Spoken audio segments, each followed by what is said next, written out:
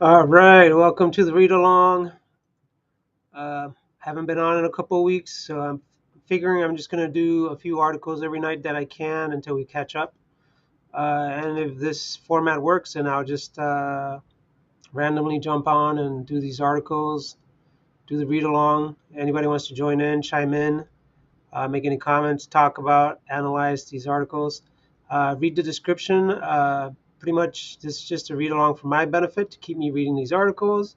And if people want to join in and share and learn together, that's great. If you want to support Liberation News, there's a link also in the description.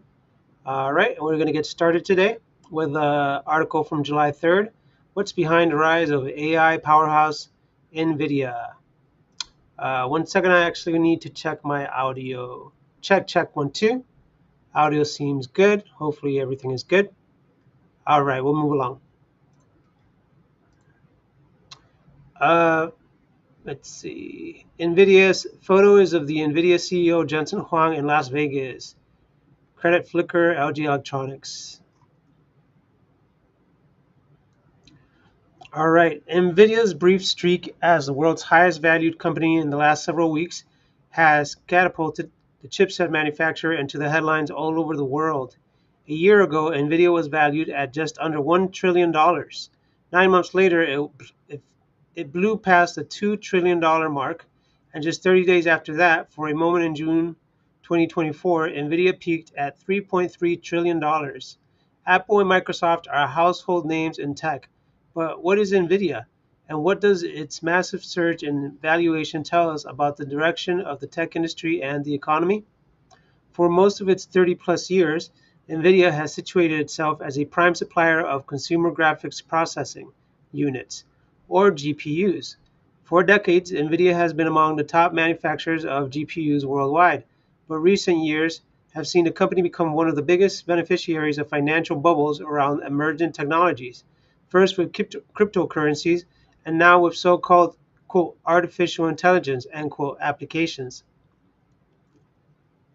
From video games to AI powerhouse, until the early 2010s, NVIDIA carved out a niche within the computer hardware industry, producing consumer GPUs on a large scale. Initially designed for video gaming purposes, GPUs are effective at performing many simple tasks simultaneously and have become a fundamental component of computers worldwide. First quarter reports for 2024 show the company holding a staggering 88% market share for discrete GPUs. The first major wave of growth for NVIDIA began with the cryptocurrency bubble in the late 2010s. In the rush to generate as much cryptocurrency as possible, so-called quote miners unquote began stringing dozens of consumer GPUs together in data centers to mine cryptocurrencies like Bitcoin. This caused a surge in prices. The average selling price of GPUs increased from around $275 in late 2019 to nearly $1,100 in mid 2021, and an opportunity for NVIDIA to greatly expand its market share. Still, the cryptocurrency bubble did not see NVIDIA's stock surge into bubble territory itself. When crypto burst at its value when crypto burst and its value plummeted, Nvidia found itself the center of the next big thing in tech, the bundle of emergent technologies currently branded as quote artificial intelligence end quote.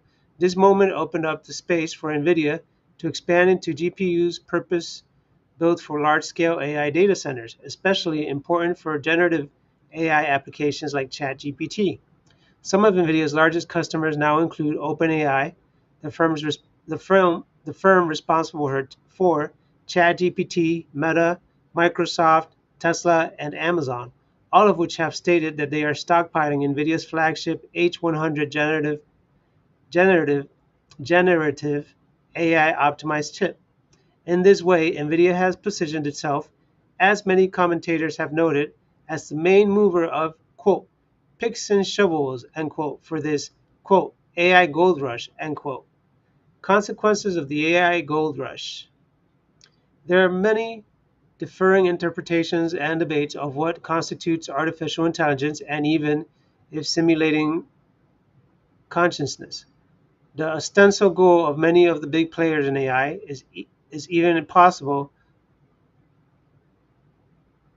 much less desirable.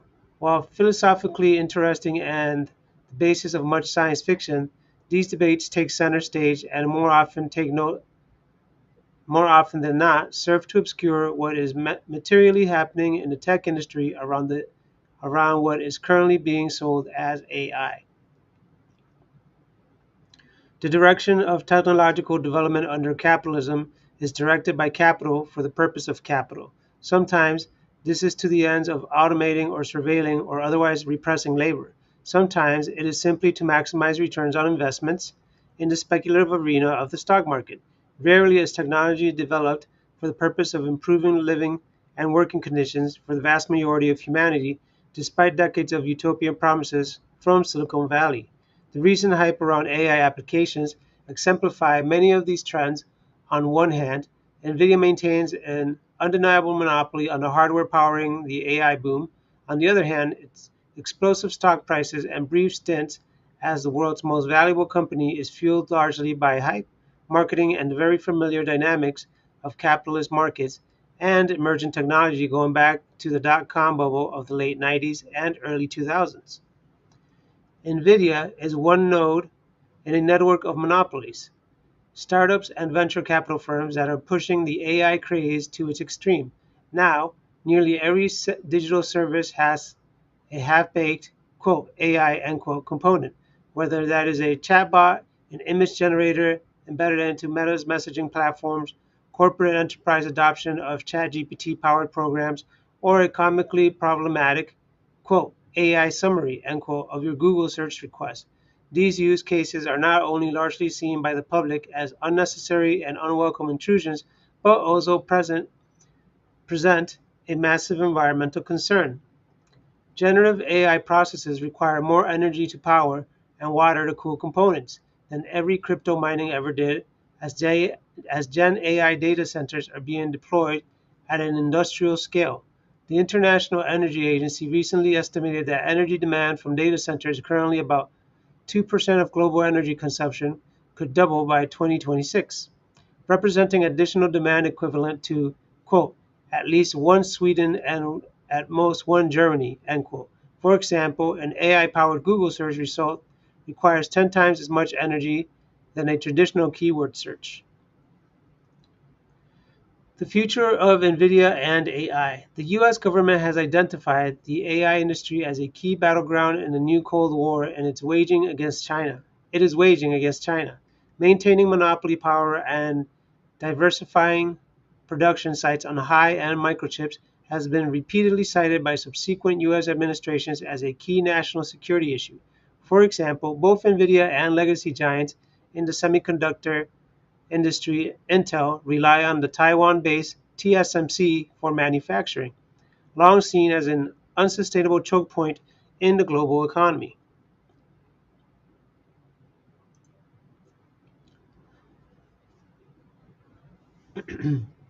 Intel holds a 76.4% market share in CPUs, central processing units. CPUs are also an integral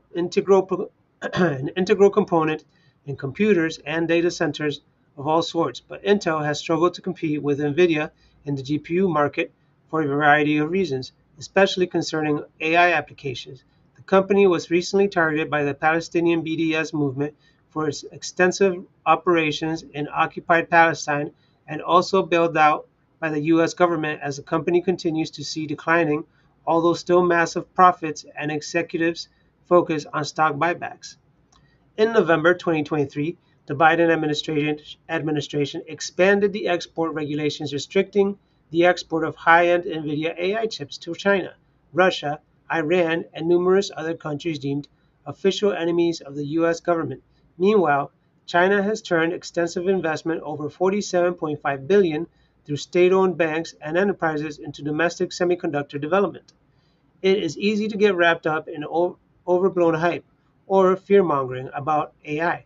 Ultimately, technological development and how it is deployed in a world under capitalism is shaped by the realities of the global economic system, not the volatile trends of the stock market week to week.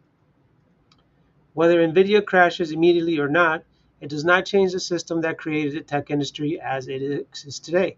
There are numerous use cases for all sorts of emergent technology, including AI, that could be leveraged to the benefit of all people, but only if we fight for true popular democratic control of technological research, development, and deployment. All right, so my quick analysis on AI um, is generally that, uh, like the article states, it's not necessary, especially at the way it is being used and the amount of energy consumption it is taking to put AI into effect with many of these programs and servers. Um, and the way it's being used by the industry, anyways, is being used as just another gimmick to make profit, not to benefit the American people or the people of the world. Uh, and as someone that has working class solidarity with the world, my view is always, how does this benefit humanity? And if it doesn't, and if its sole purpose is just to make a dollar, then it's pointless. It doesn't benefit humanity.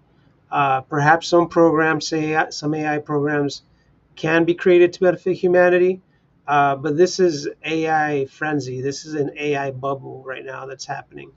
Um, and the oligarchs, the empires, the monopolies, they're not going to use it to benefit humanity. They're going to use it to fill their pockets as much as possible at the expense of the working class.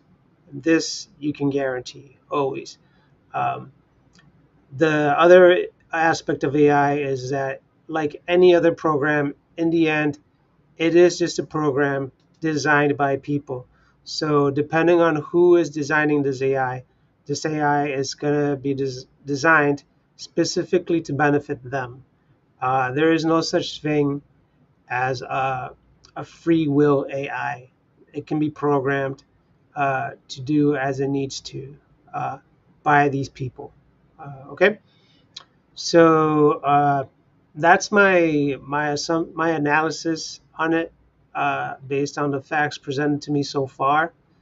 Um, just like crypto, just like the economic system, or just like the dollar system worldwide, these are created currencies just to empower already powerful people.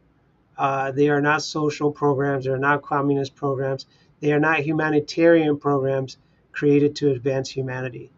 Um, I think humanity has advanced enough technologically to the point where we need to start focusing on fixing human problems here on Earth.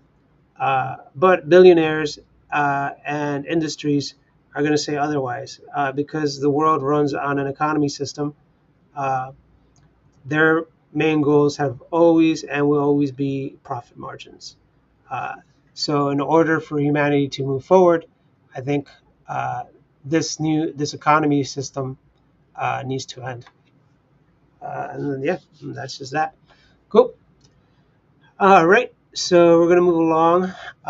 So I haven't been around for a couple of weeks. So there's a lot of articles here. The next one would be July 5th, American Inquisition Part 1, I believe.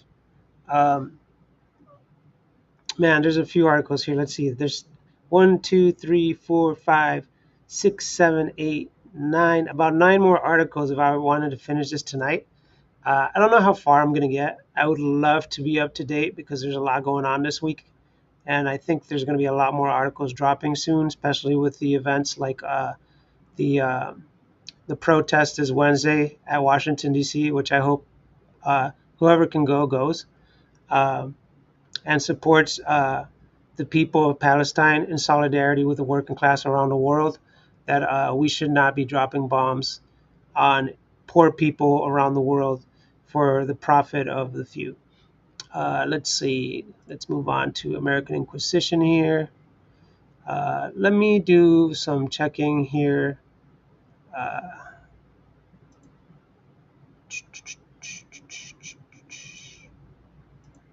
all right, that's that.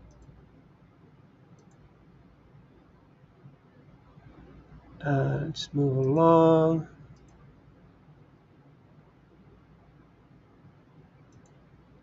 All right, so just need to check my audio again one more time, just in case. Audio check, 1 2 1 2, all good. All right. So if people feel like joining in tonight, feel free to comment if you have your own analysis, your own ideas, and I'll try to read them as at the end of the articles after my analysis. Okay, so this is next read. So these are some pretty thick articles here tonight. 12-minute read: American Inquisition Part 1: The Origins of the Cold War and McCarthyism. All right, and this is Eugene, of course, with a 12-minute article. Solid articles for sure. Let me try to read through this one and see how I move along for the night. Maybe I'll just knock out these two big articles for today. And maybe tomorrow morning, knock out a few more after breakfast or something, since I'm pretty open tomorrow. Yeah, so let's do that. And I will be taking water breaks. I am not the brightest bulb in the room, usually not. My reading is not the best, but that doesn't mean I don't try, and I shouldn't try. So I'm always going to keep trying to improve myself uh, as best I can.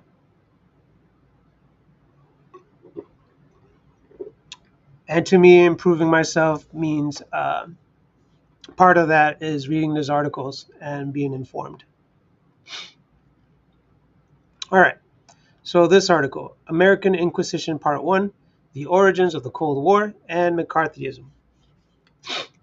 Excuse me, I have allergies too, so I deal with that. All right. Article by Eugene Poirier, July 5th, 2024. Uh, let's see. The photo is of Senator Joseph McCarthy Center during a House Un-American Activities Committee questioning. Credit Wikipedia comments. The ghost of, quote, Tail Gunner Joe, end quote, McCarthy is haunting the U.S. Congress. Republicans, in particular, during their various TikTok hearings, have resurrected some of his hallmarks in their questioning of various officials and CEOs over social media and Israel. Excuse me. Got dust around here. I'm in a new location too, so just gotta get used to this new environment. Uh, okay, let me continue reading. During their various TikTok hearings, have resurrected some of his hallmarks in their questioning of various officials and CEOs over social media and Israel.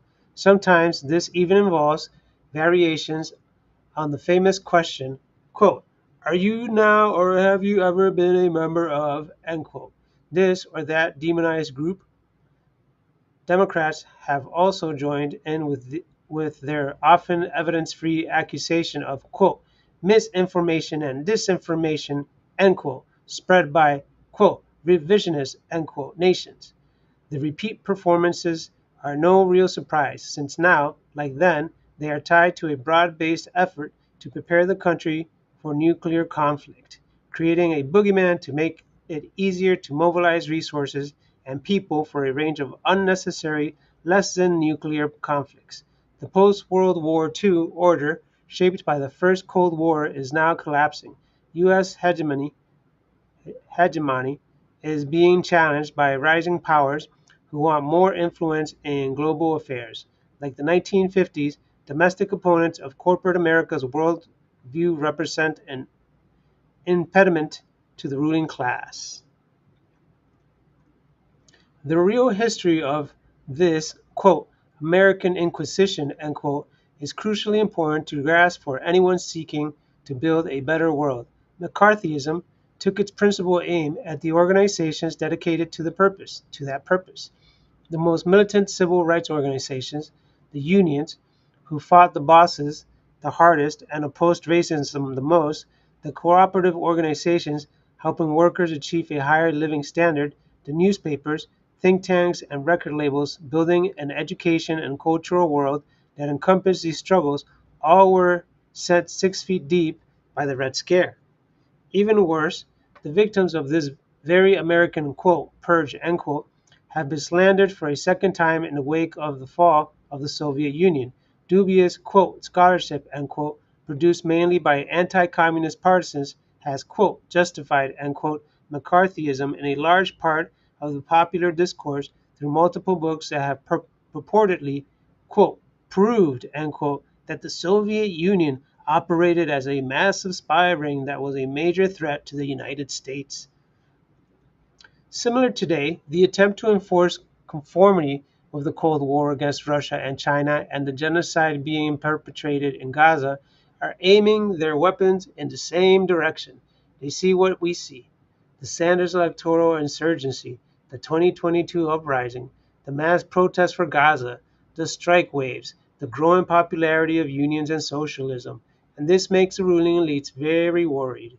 If we want to avoid a similar fate, understanding the real history of the purges of the late 1940s and 1950s deserves revisiting. The world after the war. By 1943, debates over what the world would look like after the war started to come into sharper focus. The Allied coalition had created a unique relationship of forces, disparate interests drawn together solely by their belief that fascism was the greatest danger.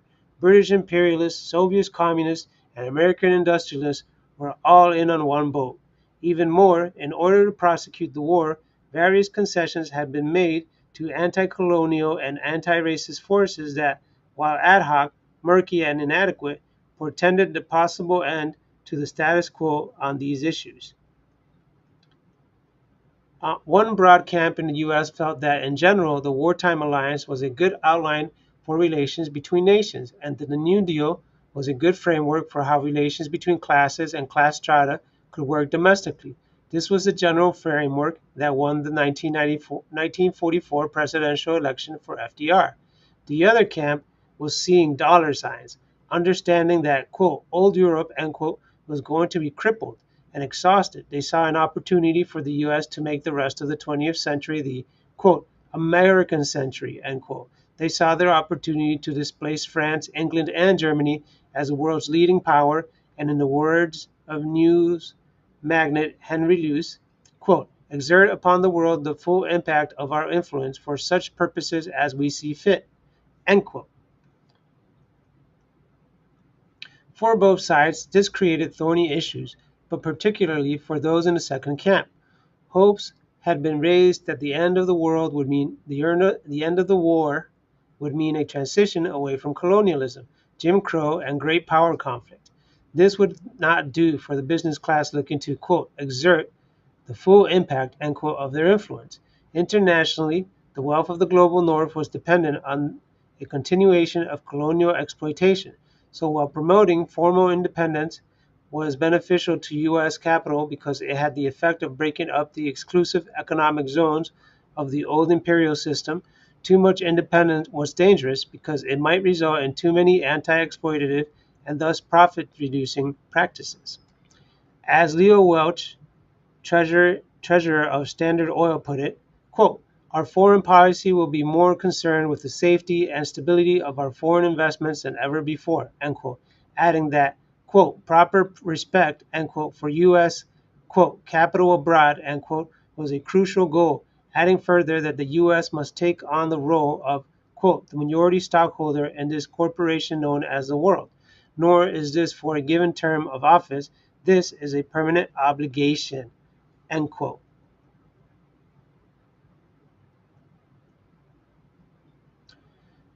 Domestically, the issue was similar. Unions were far too strong. The year 1946, in particular, had seen a huge wave of strikes demanding better wages and working conditions.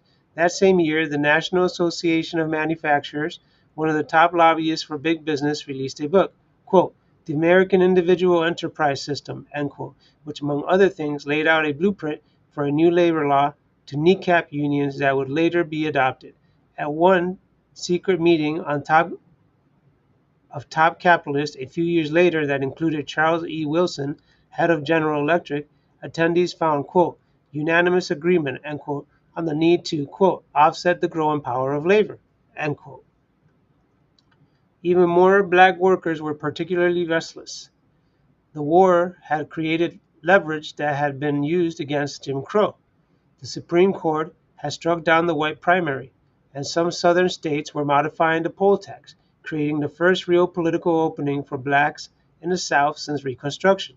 The civil rights labor coalition had grown powerful in states like New York during the Depression and the war, and an increasing number of congressmen from those states were becoming more local on fighting discrimination. In a sign of the times, Mississippi fascist Senator Theodore Bilbo was essentially ejected from Congress for his extreme racism and corruption, avoiding official censure only because he died of cancer. Taken as a whole, this created serious issues for big business. If labor could aggressively challenge efforts to prevent workers getting wages and benefits, and if it insisted on addressing racial inequalities in the labor market, and, on top of that, also challenged the central pillar of capital, the fascist Jim Crow political machines, then the quote, American century, end quote, would not be all that its advocates hoped for. Best laid plans.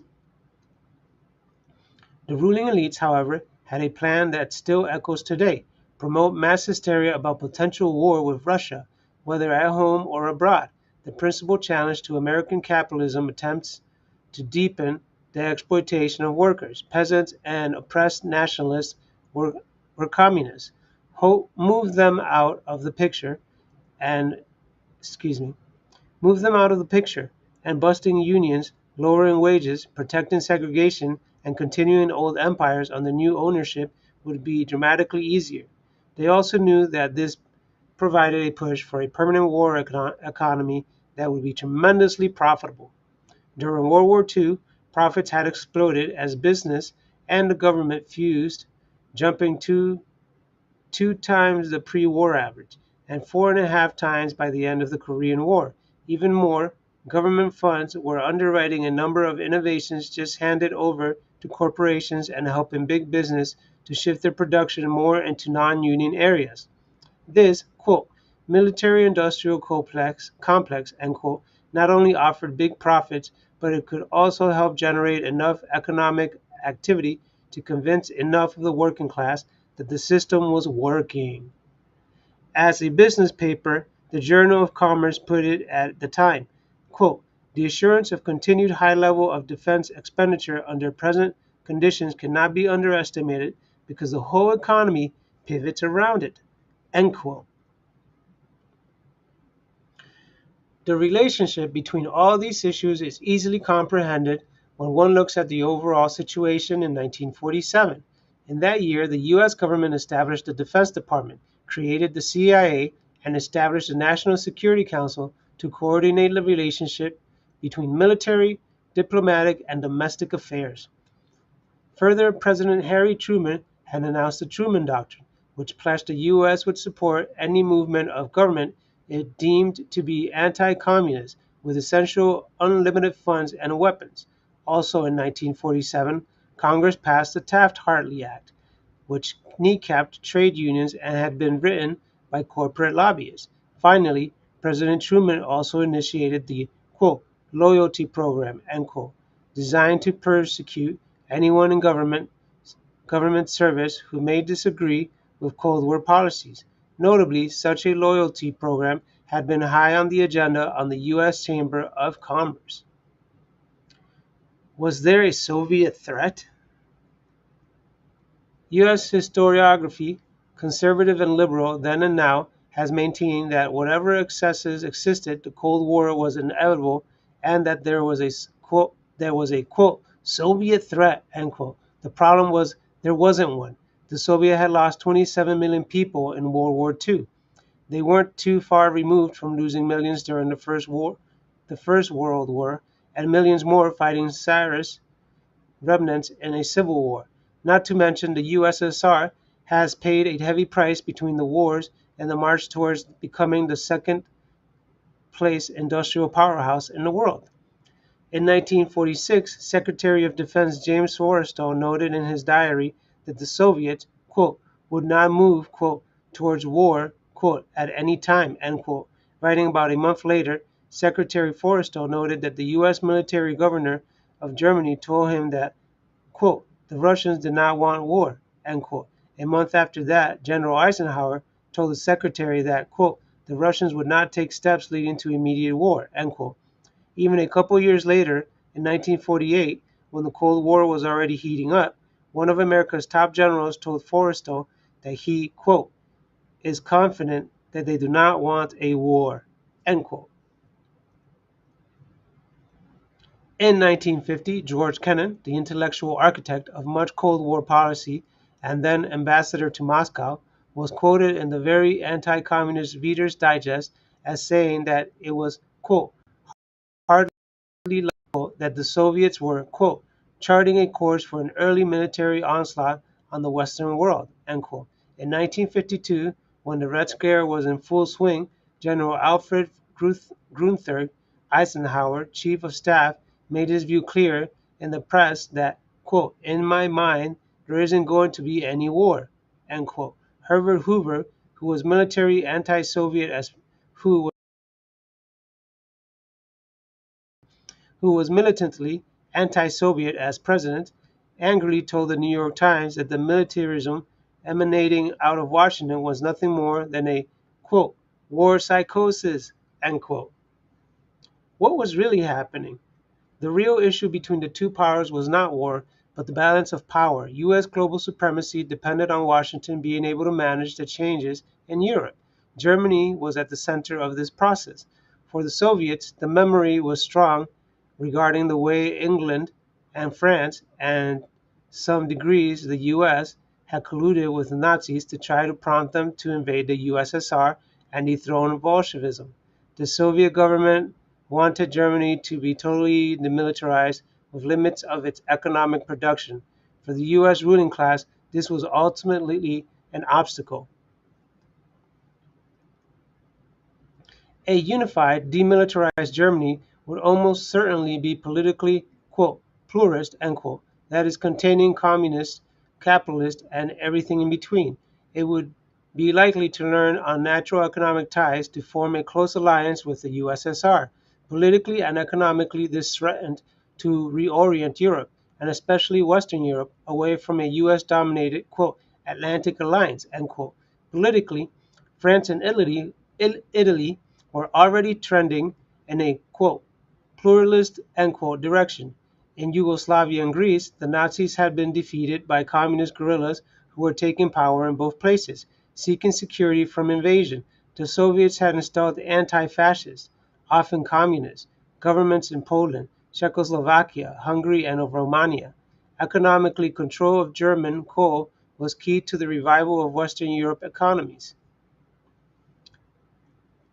On both counts, then, a unified Germany would make it more difficult to profit from European reconstruction and potentially create a Eurasian alliance that could challenge the U.S. desire to, quote, exert upon the world the full impact of our influence for such purposes as we see fit, end quote. As one key U.S. policymaker said in 1947, quote, the difficulty under which we labor is that in spite of our announced position, we really do not intend to accept German reunification, end quote. At the same time, in Asia, the ground was also rapidly shifting. Chiang Kai-shek's bankrupt Chinese government was being steamrolled by the communist forces who had the sympathy of the majority of Chinese. The Chinese people saw their program that promised to put an end to the ruinous feudalism of the countryside, pursue worker-led industrialization in the cities, and banish imperial concessions forever with great hope. Chiang's forces, on the other hand, represented the brutal landlord class and the gangster-connected corporate bosses that had presided over famine and poverty in league with their Western, quote, friends, end quote, for over a century.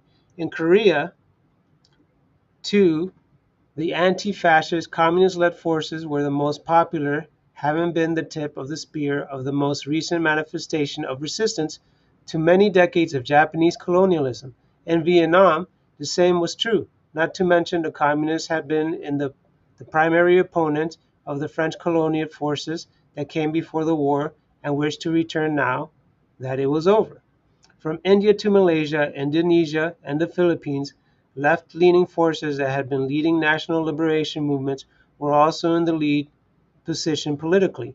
This would ultimately prompt the U.S. to draw, quote, North Korea, end quote, into a conflict to, at the very least, bleed China and Russia and weaken the anti-colonial tide in Asia, if not outright invade China and overthrow the communists.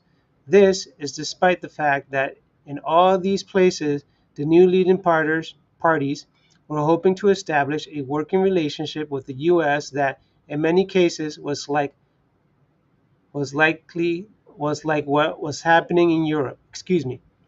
In many cases, was like what was happening in Europe, building on the existing wartime alliance against fascism. Enter the Red Scare. The lack of any real war threat made the need for a mass panic even more critical. Further, it couldn't seem too remote, but a present danger. Unable to really conjure the image of an aggressive USSR, the stenographers for Capital had to make peace overtures from communists worldwide seem sinister, just smokescreens to hide war preparations. To make U.S. citizens believe this, they had to, quote, expose, end quote, that the communists were, quote, all around us, end quote, from the smallest community group to the highest councils of government, since this was all a, quote, hidden plot, end quote. One could not simply look for the self-declared, quote, card-carrying communists, end quote, but also any camouflaged Reds and any, quote, sympathizers, end quote, that might aid them. This meant identifying anyone who had ever shown any sympathy to, quote, communist from organizations, end quote. This made sense for the Red Baiters because it gave them millions of Americans who they could pick at and choose to scapegoat. From the Depression on through the war, millions of people had signed petitions against racism and lynching and demanding freedom for victims of the legal lynch mob. Many had also actively engaged in opposing the fascist invasion of Ethiopia and the fascist insurgency in Spain. They had joined and advocated for unions electrified by the fight back against brutal capitalist policies represented by the CIO. Some of them were Hollywood stars who sought to use their fame to build support for these causes. Some of them had joined the New Deal, hoping to use their skills to help farmers in the Dust Bowl or putting people back to work at the WPA. And yes, a relatively small percentage of these millions, never more than 100,000, were official members of the Communist Party. Of course, none of this was illegal, and most of it, in fact, was quite positive. To solve the problem, the vast majority of those who had signed a petition joined a demonstration, joined a union, and even taken out Communist Party memberships were classed as, quote, dupes, end quote, supposedly providing a respectable cover for the evil purposes of the various, quote, Soviet agents, end quote, that were, quote, using, end quote, these movements to sow division and recruit spies within the government.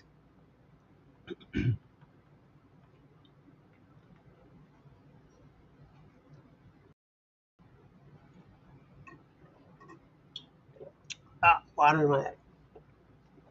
To figure out who was who, it was crucial to force as many people as possible to, quote, name names, end quote, of those who were a part of the communist conspiracy, in addition to the, quote, loyalty program, end quote, which expelled anyone who wouldn't take an anti-communist oath from the government.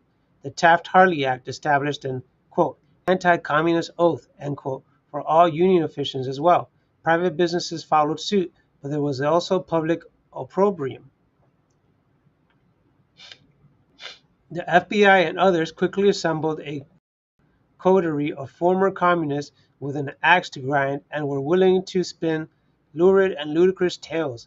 Elizabeth Bentley, for instance, publicly stated a Soviet spy would sit behind a black curtain during Central Committee meetings to hide his identity while he dispensed guidance from Stalin. Often, the information they were peddling was clearly false. Manning Johnson, a frequent anti-communist witness at government hearings, when confronted with his own multiple perjured statements, told a federal panel he would, quote, lie 1,000 times if the interests of my government are at stake, end quote.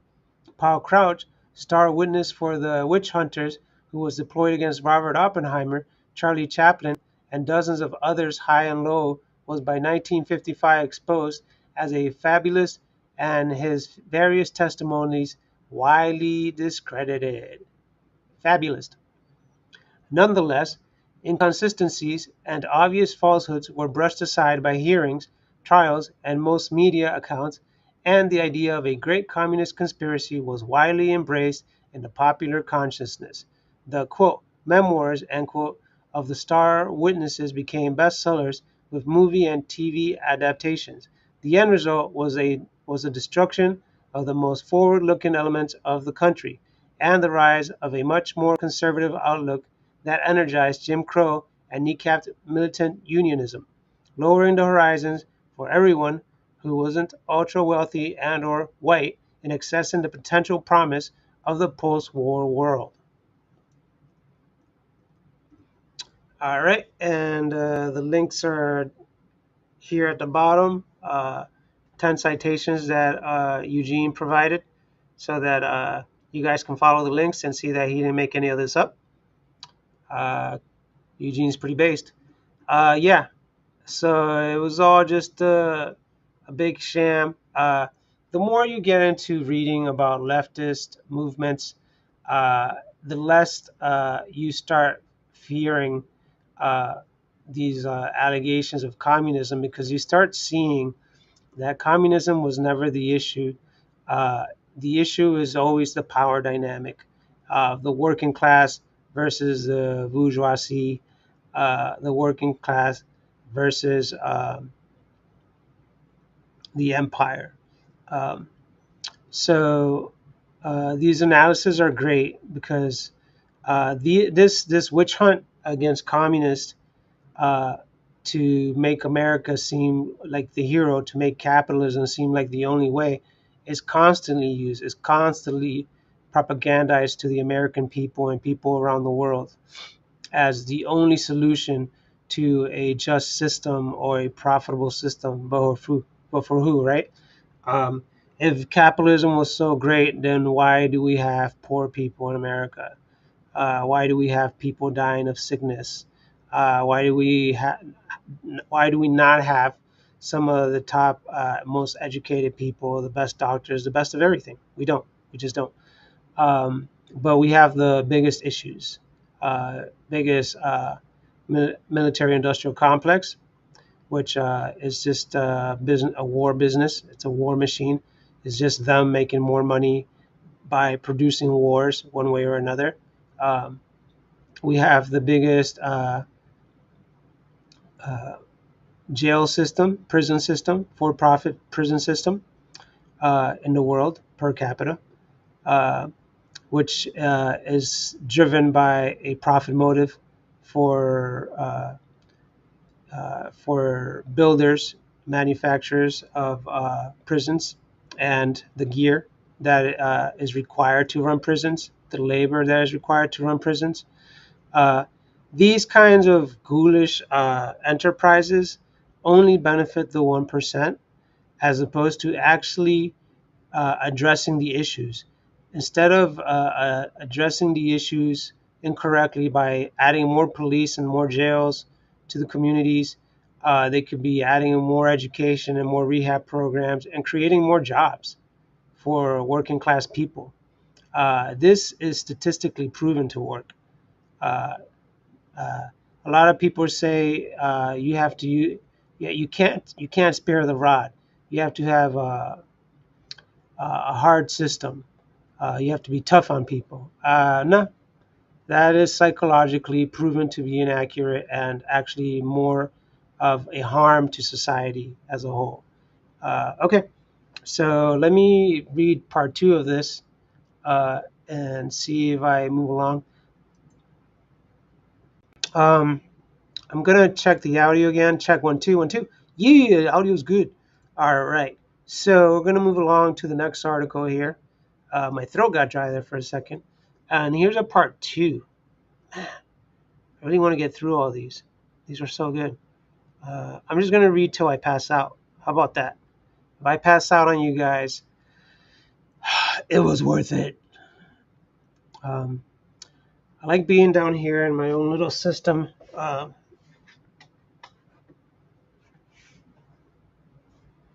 This is better. Yeah. Let me see. Right?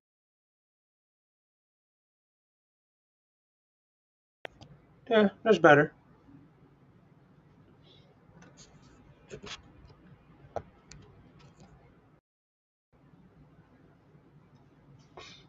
Yeah, about the Cold War, and just to reiterate, I might do this, but there are so many people that are so propagandized in America, in the world, about how horrible the Soviets were. Uh, when if it wasn't for the Soviets, we wouldn't even won World War II. Um, and that is not to say that they were perfect. They have many flaws, but many of the flaws that I hear people mention in America, even within my social circle, is that the Soviets were horrible, and that's why socialism doesn't work because they killed billions or millions of people in starvation. That's not why the Soviets failed. They failed for their own reasons, but a lot of it had to do with NATO's assistance to weaken the Soviets, and a lot of it had to do with the CIA, with the Cold War, the CIA propaganda, and not only that, but the CIA involvement in coups and sanctions and guerrilla warfare to try to destabilize other nations. The same CIA projects that happen now, uh, projects in South America, Central America, even in Ukraine. Uh, if you read up and you even watch on Ukraine a documentary by Oliver Stone, Ukraine on Fire, where they present how this whole war that's happening in Ukraine now started really in 2014 by a soft coup that was organized by the CIA, really, or instigated by it. So yeah, watch Ukraine on Fire. I believe that's what it's called, by Oliver Stone, and you decide what you think is the issue there. Because don't forget, Ukraine could have settled with Russia over 2 years ago, but at the request of the United States, they did not. And the United States is spending billions of dollars, sending billions of dollars to places like Ukraine so that they can then buy military contracts uh, and buy more weapons from America, one way or another, right? America is donating weapons so that then we have to create more weapons. And this is not a peace system. This capitalism, it just proves how capitalism is a ghoulish system that really just rewards the most sickening people.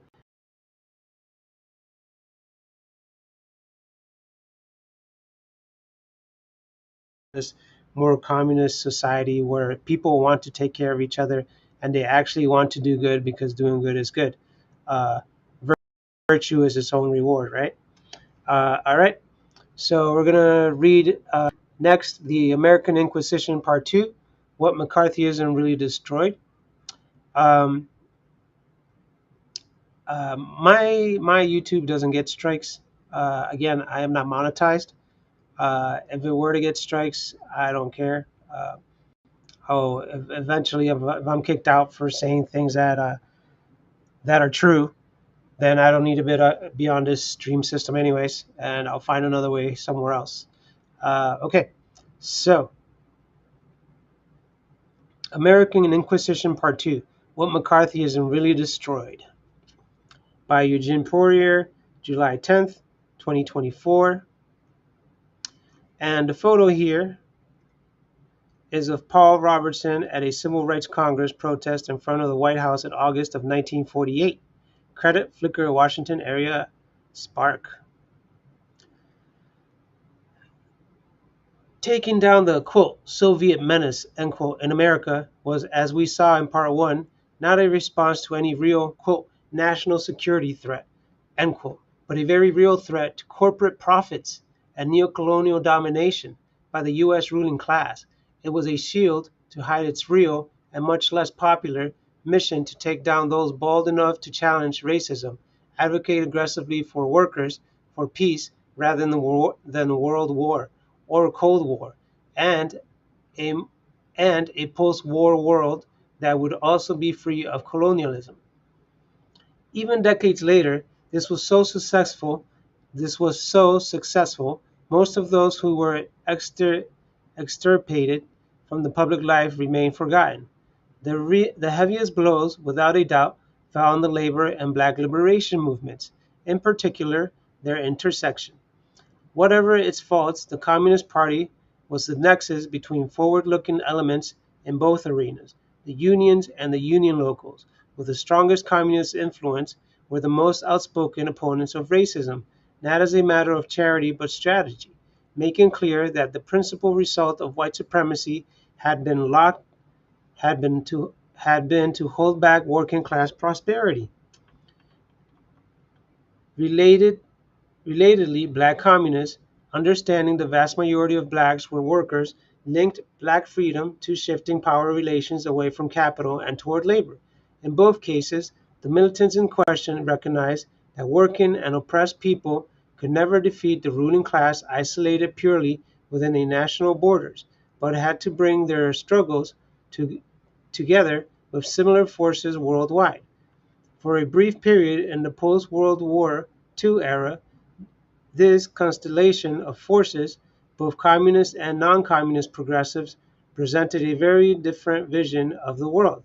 They were the true victims of McCarthyism, and understanding of what they were up to offers an important lesson about the role of panics, inquisitions, and witch hunts organized by the U.S. ruling class in the name of, quote, national security, end quote. Sorry, folks. I'm a sensitive person. I get itchy eyes, all kinds of allergies. That's why you always see me moving around and stuff like that. A crushing blow. In North Carolina, Local 22 of the Food, Tobacco, Agricultural, and Allied Workers of America (FTA) had taken on the biggest tobacco makers in the country and won union representation. The nearly 10,000 members were mainly black women. Working together, they won not only higher wages but longer breaks, overtime, and vacation days for the first time in living memory. They were responsible for electing the first black city council member in Winston-Salem history and expanding the right to vote in North Carolina in ways that hadn't been possible since the 1980s. The union even forced R.J. Reynolds Tobacco to give workers time without loss of pay to vote, the first time any employer had done so in the history of North Carolina. The NAACP in Winston-Salem, from 11 members in 1941 to nearly 2,000 just a few months after Local 22 members stepped in to revitalize the civil rights organization. The union also stepped in against the lynch mob mentality of the South, campaigning to defend William Wellman, a black man, from a death sentence stemming from a false rape charge. Local 22 was also a left-wing stronghold, with the majority of the 150 members of the Winston-Salem Communist Party in 1946 being tobacco workers, including a significant number of Local 22 shop stewards. Party activity was synergistic with the unions, in particular on fighting Klan terror and promoting more progressive policies in the state, like the first ever minimum wage and higher salaries for teachers and expanded public education. In the post-war atmosphere, this put Local 22 and the FTA more broadly in the crosshairs of the witch hunters. FTA, along with others in the labor movement, initially refused to sign the anti-communist affidavits linked to the Taft-Hartley, which meant they lost the ability to represent workers in union elections. Anti-communist labor leaders in the CIO and the AFL started competing, organizing drives to undermine Local 22, using red baiting and racism to try to turn workers against the union. Many of their community supporters in the black middle class also turned on them. Racist politicians and corporate officials feigned belief in some progress for blacks to break some of the more mainstream leaders away from the Union on anti-communist grounds. Local 22 also faced heavy attacks for having a close relationship to Paul Robeson, and spearheading the North Carolina presidential campaign for former Vice President Henry Wallace in 1948, the only candidate running on an anti-segregation platform. These factors combined crushed the Union by the early 1950s, sending tobacco workers back into the unorganized Jim Crow world that they had done so much to start tearing down. Civil rights, the first wave. On the one hand, the war had raised the hopes of Black America about what may come next. It had also raised the fighting spirit of Black people who not only advocated aggressively but sought to exploit their status as, quote, swing voters, end quote, especially when combined with the political forces of labor in northern and midwestern states to exert political pressure on both parties to embrace non-discriminatory policy planks. Nonetheless, the forces of white supremacy were not easily dislodged, and the menace of the de facto and de jure lynch law were just as evident as the war ended. Indicatively, on June 6, 1945, just 3 days before the Nazi surrender, Dennis Harris, a war veteran, was shot to death without reason by a joint police-civilian mob in Atlanta, Georgia. The case was ultimately ruled as, quote, justifiable homicide, end quote, on December 23rd of the same year in Fontana, California. The Short family, including 2 young children, were burned to death in their home for daring to move into a, quote, white, end quote, neighborhood. No one was ever held responsible. In that atmosphere, it's unsurprising that there was a desire to fight back. In 1946, the Civil Rights Congress, a vehicle of militant fight back, was formed. The organization was led by William Patterson, a communist and one of the principal leaders of the fight for free to free the Scottsboro Boys and other civil rights campaigns of the 1930s and 1940s, including the integration of Major League Baseball. It also included top leaders from the UAW and the United Electric Workers, the former governor of Minnesota, stalwart African-American newspaper woman Charlotta Bass, later the first black woman to run for vice president, and a number of others with serious credentials fighting racial discrimination.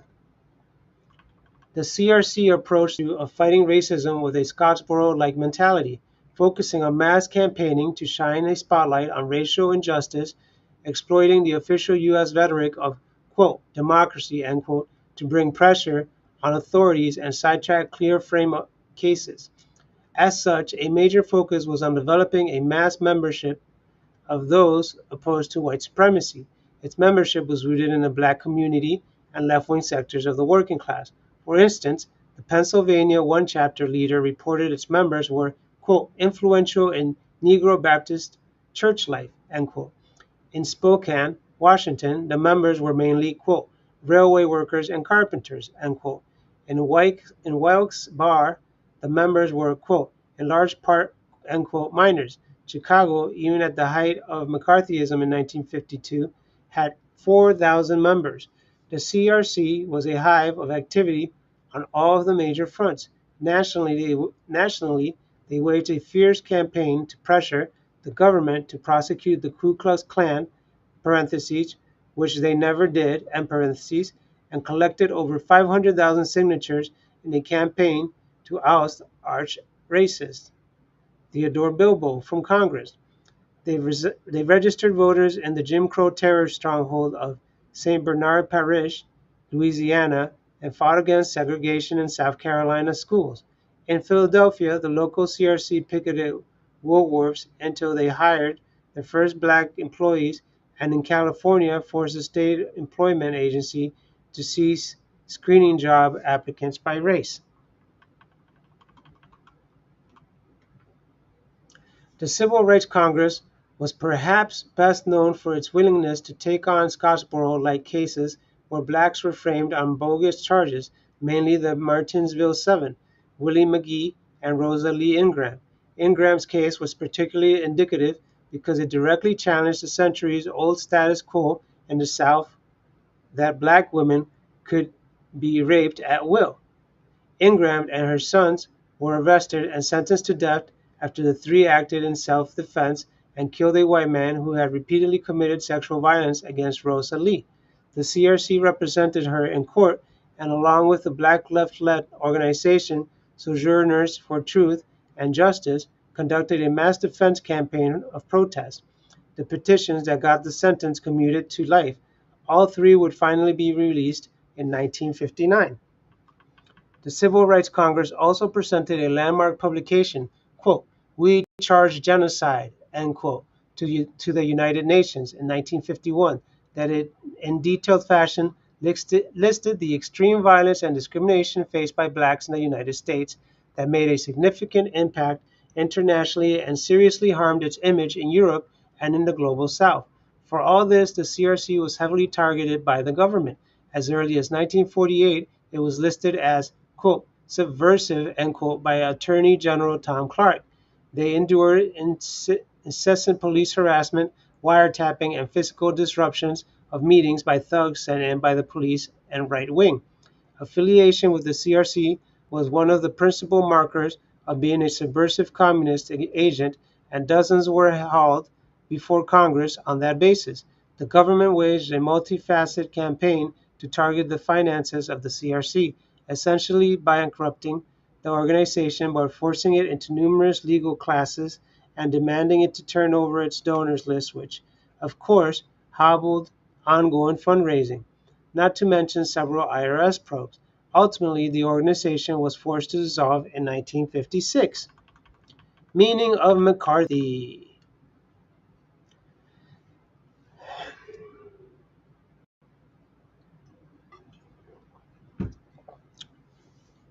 These are just two examples of dozens.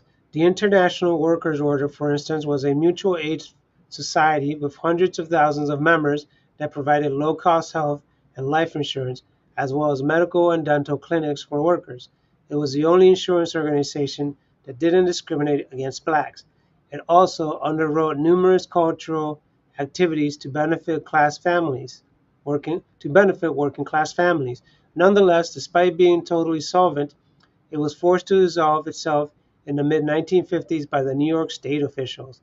The McCarthyite witch hunt fits perfectly into a frequent occurrence through history of, quote, "national security," end quote, type panics launched by elites.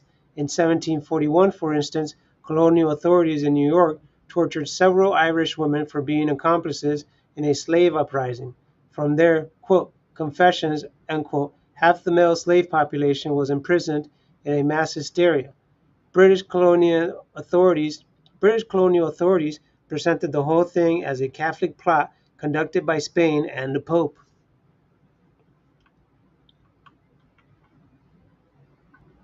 Not that long after, in 1798, the new United States passed the Alien and Sedition Act, which blatantly contradicted the Constitution, essentially making it a crime to criticize the government. With fear of the French Revolution spirit hanging in the background, after Nat Turner's rebellion, a wave of repression followed across the South as slave owners feared slave revolts. This repression included beheading the uninvolved and placing their heads on spikes. The Virginia legislature followed up by the passing increased restrictions on free blacks as well as slaves. The Virginia legislature, which followed up by passing increased restrictions on free blacks as well as slaves. In each case, these panics are created by elites to clip the wings of those potentially challenging their power, with, quote, "foreign interference," end quote, often used as the pretext. Clearly, this is where we are today. Opposition to anything contrary to the status quo is being framed as, quote, "disinformation," end quote, or, quote, "misinformation," end quote, or as being manipulated,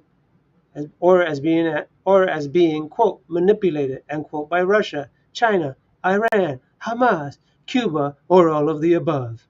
The question is, will we learn from history? Will we let the genocidaries to silence the voice of those opposing genocide, allow those who strangle countries with blockades and sanctions to strangle those who struggle for a more just world order. Let the elites who hope to keep workers poor and impoverished crush the voices arguing to end hunger and providing the masses with a dignified standard of living.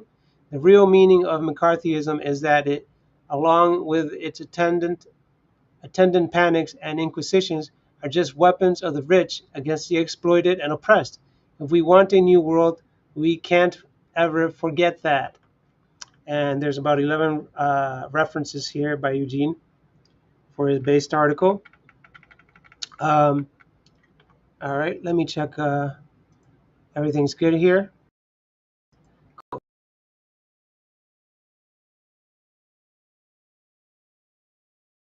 My personal experience of what I see out there as well when it comes to McCarthyite propaganda. Uh, and it's well and alive today because you see it, because when you talk to people, they really are brainwashed to think that capitalism is the only way. Uh, you know and what's important at the end of this article here is saying that, really in summary, that bad people only win when good people do nothing, uh, and by doing nothing, you are somewhat complicit if you already know that they're doing something wrong, right? um, by Action can be in many different ways. It can either be by donating to the left, and donating can come in many different ways, whether it's donating your time, your energy, your talent, your funds. Uh, Action can also come in not letting people just say what they want, knowing that they're wrong. Stand up to them.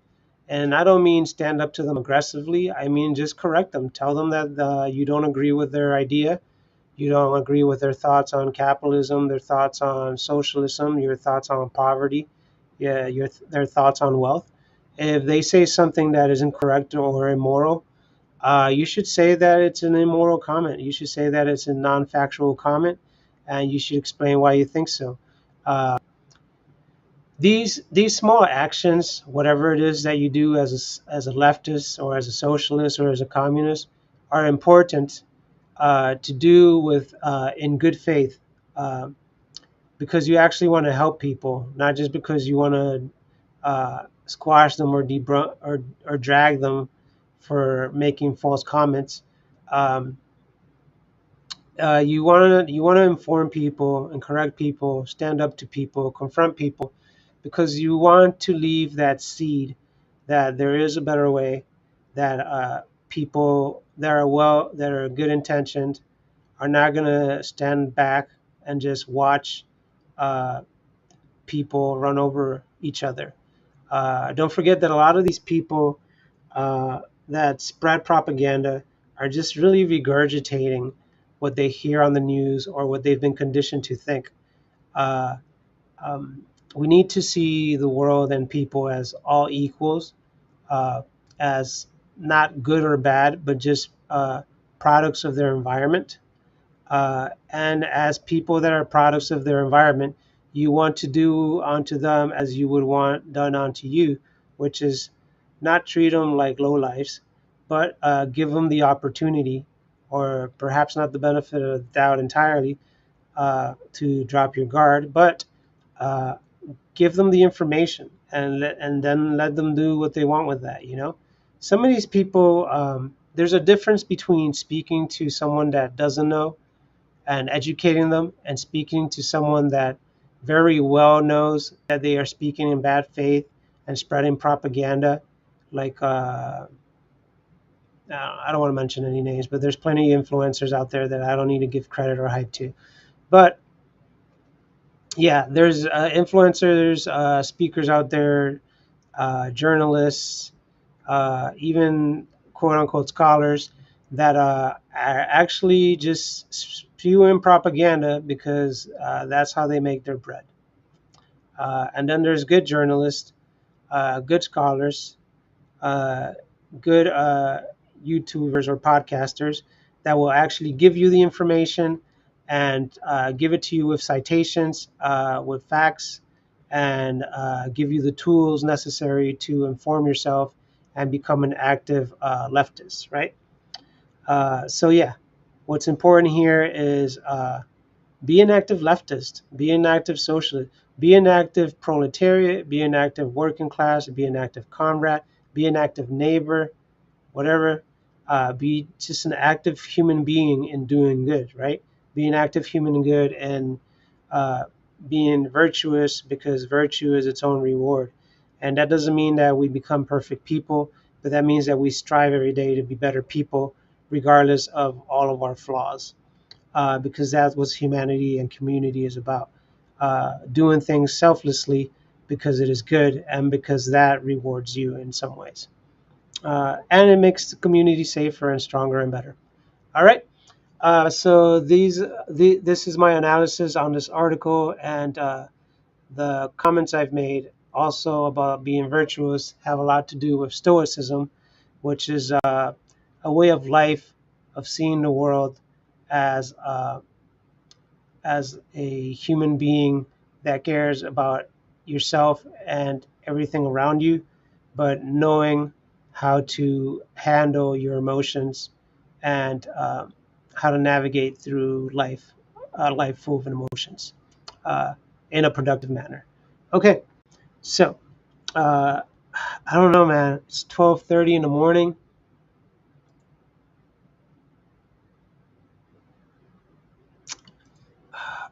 My eyes are getting heavy, but not entirely yet. I think I could do one more.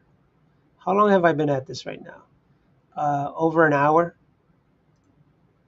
Look at this guy. Look at this guy. Trump's VP pick JD Dance. All right. So I went. Project 2025 is the right wings. Ooh, this might be cool. Well, it's not cool actually, but it'd be a cool article to read right now. I want to get through a bunch of these. I want to get through all of them. Can I pull an all-nighter? I shouldn't, right? No, I shouldn't. I should probably just read more tomorrow. Uh, let's see if I can get at least uh, these next two articles read. Uh, oh wow, this one's a big one too. Heavens to Megatroid. All right, let me check the audio. 1 2 1 2. Audio is good. Audio is good. Do I have my spooky Halloween look going on here? Yeah, that's me. All right.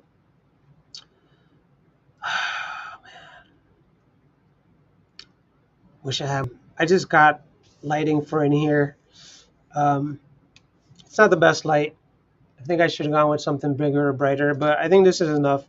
I'm not the important part of this stream. It really is these articles.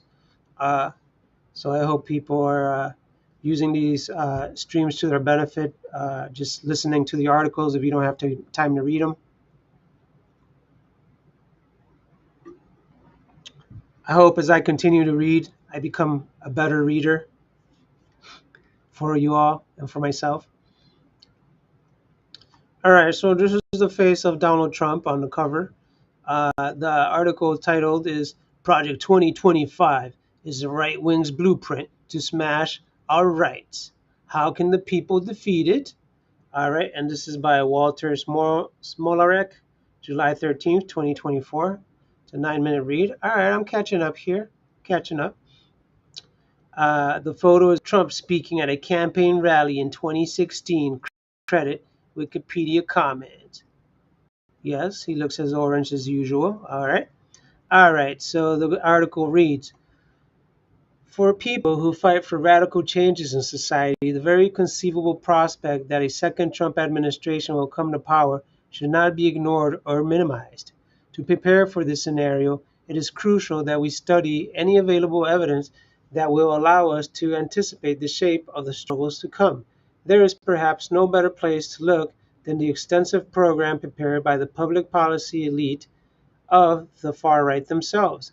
an initiative called Project 2025. The centerpiece of Project 2025 is a nearly 1,000-page long document that lays out in detail the sweeping reactionary measures to be implemented during a second Trump administration. It is a plan to shred fundamental civil and social rights won over generations of struggle. At the same time, it is being held up by the failing Biden campaign as one of the few rationales remaining to vote for their candidate. Lacking any kind of positive program or compelling argument to motivate their base, and having failed to address the dire crisis facing working people while sponsoring the Gaza genocide, the Democratic leaders are pointing to Project 2025 as saying, quote, "Look how bad the alternative is," end quote. Project 2025 has rivals on the right wing. Other ruling class power centers and cliques are putting forward alternative programs, like the ultra-hardline official Republican Party platform or the, quote, Agenda 47, end quote, initiative. Perhaps sensing low, deeply unpopular and proposed policies are, Trump has recently sought to distance himself from Project 2025, but campaign trail calculations aside, Project 2025 represents a true agenda of some of the most powerful forces backing Trump that would be in a prime position to shape the actions of this second administration should it come about. Some pieces of his agenda are already being implemented by the Supreme Court, which has issued a string of recent rulings to shred corporate regulations. This article is the first in a series from Liberation News analyzing the different facets of the Project 2025 agenda.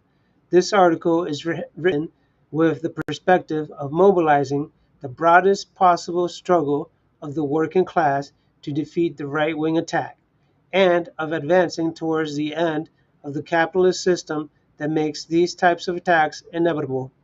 Doing that means exercising total political independence from the Democratic Party and the liberal wing of the ruling class. Right elites lay the groundwork for historic attacks.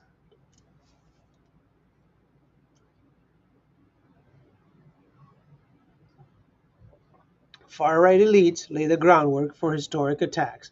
Project 2025 consists of the primary policy document, a short-term plan called the 180-Day Transition Playbook, a training program called the Presidential Administration Academy, and a database of, quote, public servants, end quote, who are vetted and approved as a loyal adherents to the plan. The political program lays out a comprehensive assault, rolling back the right to unionize, smashing any program aimed at addressing racism, privatizing and cutting vital social programs that help working people survive, and unleashing a wave of repressive violations of civil liberties, along with a hyper-militarist policy abroad. It is an initiative of the Heritage Foundation, perhaps the most important think tank of the right-wing elite. Heritage puts out a similar proposed program ahead of every presidential election called the, quote, Mandate for Leadership, end quote. But this time around, it takes on renewed significance given the extreme lengths that Trump and the circle around him are willing to go to smash people's rights.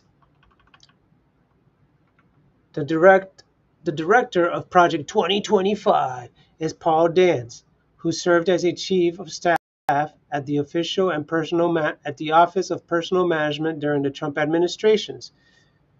His background is especially relevant considering the emphasis the project places on staffing a future Trump administration with political hacks. Johnny McEntee, Trump's White House Personnel Office Director, is also reportedly part of Project 2025. In fact, the apparatus of the federal government itself is a centerpiece of the 2025 agenda. Over the years, rules and regulations have been put into place to ensure that the core functions of the federal government are carried out by civil servants who remain in place regardless of any administration that is in office. Project 2025 seeks to reverse this and replace career public sector workers with staffers of Trump's choosing, or in many cases, the federal workers who are fired would not be replaced at all. The architects of Project 2025 want to do away with many institutions of the government involved in regulating corporations. This includes measures like abolishing the Department of Education, abolishing the EPA, getting rid of the Occupation Safety and Health Administration, and more. The drastic measures being proposed reflect the fact that the right wing of the ruling class believes they have a historic opportunity ahead of them. A bid to turn back the clock. The terms of exploitation and oppression under U.S. capitalism are subject to change over time. As much as the core of capitalist class dictatorship remains the same, the system is in other ways highly flexible. Like any ruling class, the Wall Street billionaires sometimes prefer to offer concessions and lessen the level of misery working people suffer in order to stabilize their hold over society in moments of crisis. But the U.S. ruling class is historically very hesitant to offer concessions, preferring other tactics like divide and conquer, racism, or open, unrestrained violence. But at some junctures, the accumulated pressure becomes so great that a wave of reform rearranges the political and economic order in highly consequential ways. One such moment came in the 1930s, in the depths of the Depression. Faced with a rising tide of labor union militancy, the growth of the Socialist Party and the Communist Party, and the strengthening of the communist movement around the world, the Roosevelt administration implemented the New Deal reforms. These reforms legalized unions, created Social Security, banned child labor, and generally speaking, introduced into practice in a partial way the idea of a social safety net guaranteeing people a minimum standard of living. It was a sharp break from the past, when relations between labor and the capital were less formally structured and bosses had freer rein to trample on their employees through sheer force. Roosevelt himself was from one of the key families of the U.S. bourgeoisie. But he understood the progressive reforms would be the only way to save capitalism itself. A similar set of sweeping reforms was enacted in the 1960s, doing away with the former apartheid character of the U.S. system of government. The regime of Jim Crow segregation inflicted on black Americans since the overthrow of Reconstruction in the 1870s was finally overthrown in a massive expansion of democratic rights. By 1964, the surge in the black liberation struggle that began in the 1950s, coupled with a worldwide wave of anti-colonial struggle, gathered enough momentum that the maintenance of an explicit system of racial apartheid was no longer tenable. The Voting Rights Act, the Civil Rights Act, and the implementation of the first affirmative action programs marked this historic advance against white supremacy. This period also saw the enactment of social reforms like the creation of Medicaid, Medicare, and the expansion of public housing. In both the 1930s and the 1960s, the pro-reforming wing of the ruling class had to overcome bitter opposition from the wing that opposed granting concessions. Opponents of the New Deal like J.P. Morgan and the DuPont family even went as far as preparing to carry out a military coup against Roosevelt. The, quote, Dixiecrats, end quote, like Alabama Governor George Wallace, adopted the symbolism of the Confederacy and rhetoric that harkened back to those who waged a war of secession a century prior. The decision to bend to popular pressure is an extremely difficult one for a capitalist to make, and it is rarely done with unanimity. The Heritage Foundation itself is a product of this current in elite politics. Driven back in the 1960s, the right wing sought to regroup and retake leadership of the government. The creation of think tanks was a key organization form adopted by this counteroffensive. Heritage, founded in 1973, was at the heart of this effort. As time went on, the position of the U.S. empire in the world has gone through twists and turns. Right now, the ruling class is faced with mounting difficulties, at home and abroad. The dynamism of U.S. capitalism is waning, with profitability on the decline and dominance in key cutting-edge industries diminishing. Formerly colonized nations are now rising to become economic powerhouses, and China has become a formidable counterbalance in what U.S. imperialism hoped would be a unipolar global order that was under their unchallenged control. In this context, a sweeping campaign to obliterate social rights while crushing internal dissent becomes increasingly attractive. It is fitting, excuse me, in this context, a sweeping campaign to obliterate social rights while crushing internal dissent becomes increasingly attractive. It is fitting that the Heritage Foundation is the sponsor of Project 2025.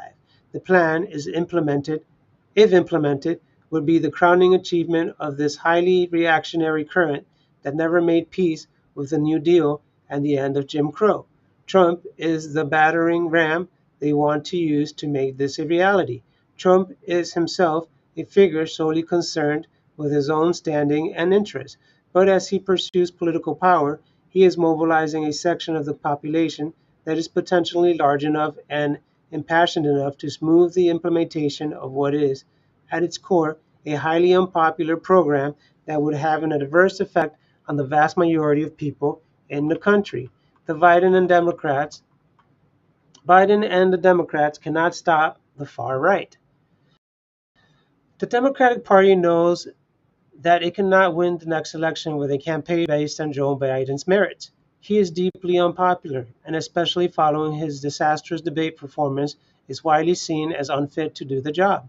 A purely tactical argument that electing Biden is the only way to stop a far-right government from coming to power is the only compelling one for a large segment of the population. Driven by this consideration, Project 2025 has recently been the subject of heightened attention, especially in liberal or anti-Trump media outlets. The Biden campaign has even launched its own website in response to Project 2025. But the threat of the far right will never be neutralized as long as opposition reactionary agenda is led by an organization as politically bankrupt and decrepit as the Democratic Party. As good jobs disappeared year after year, inflation decimated living standards, public services declined, and wars raged on endlessly. The message to the public from official liberalism was that everything was basically fine. Who could forget Hillary Clinton's vapid messaging in 2016 that, quote, America is already great because America is good, end quote, or Biden's pledge to ultra-rich donors in 2019 that if he's elected, quote, nothing will fundamentally change, end quote, when they do feel compelled by circumstances to promise to enact meaningful social reforms like Biden was early in his term with the, quote, build back better, end quote, proposals, the Democrats abandoned these promises without a fight, oftentimes as a concession to the most right-wing members of their party. It is an organization with zero credibility. The policies the elite circles around the policies the elite circles Trump are pushing excuse me the policies the elite circles around Trump are pushing will have a direct and material negative impact on the lives of the vast majority of working people in order to further enrich millionaires and billionaires. Remarkable feat of packaging this The remarkable feat of packaging this as a program to take down the establishment is made possible by a foil like the Democrats and Joe Biden. Trump acknowledges that the state of crisis that state Trump acknowledges the state of crisis in society, but identifies false causes, immigration, quote, woke, end quote, ideology, China, etc., and offers fake solutions.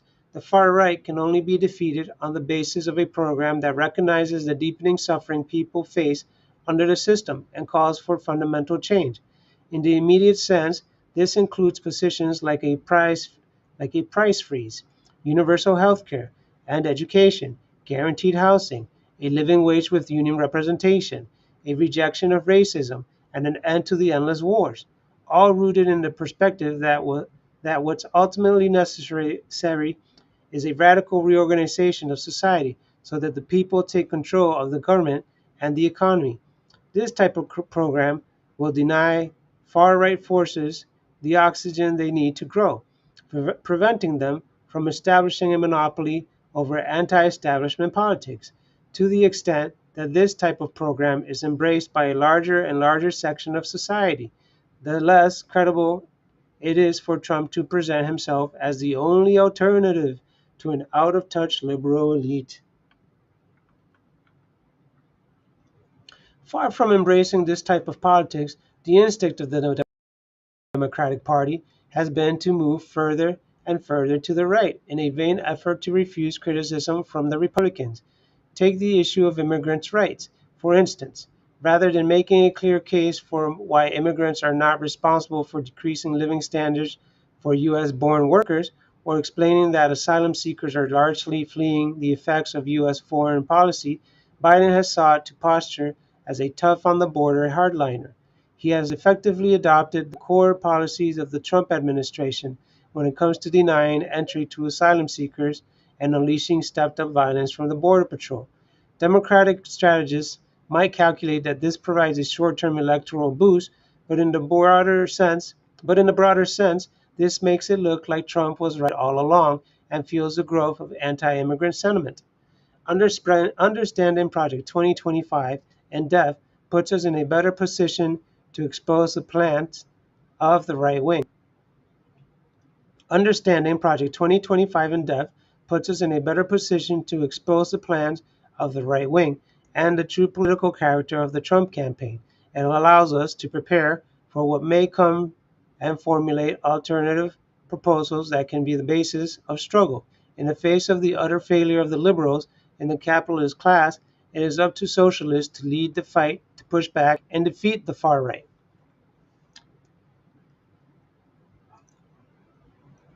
Um, yes and yes. Uh, I'd like to I'd like to add that the Democratic Party is a right-wing party. Um, so we're fighting a battle on two fronts. And the best sword for this kind of battle is education. Uh, Always educating people, always showing them the truth, always debunking the propaganda of both parties, and always spreading working class solidarity around the world, not just solidarity in your nation, uh, not just solidarity as a nationalist. No. When you learn um, that this working class struggle is a worldwide struggle, that the proletariat is everybody around the world, that we're all allies against the rulers, then you understand that the issues aren't the borders, the issues aren't the immigrants, the issues are always the corporatists, they're always the capitalists, it's always the oligarchy, and it's always the politicians that bend the knee to them. Okay? So we need to keep educating people. Uh, in regards to Project 2025, do we all need to know and read all 1,000 pages of it? No, not really. I mean, it's the same plan, just on new paper with new ink. But it's the same right-wing plan that they've always had uh, to fully empower themselves and take rights away from people so that they can control everything for the bourgeoisie and the 1% and the 1% of the 1%. All right, cool. But it's good to learn all this overall and learn how to fight back. All right. It's getting heavy. So much happened this month, right? All right. Uh, PSL statement. All right, I'll read that.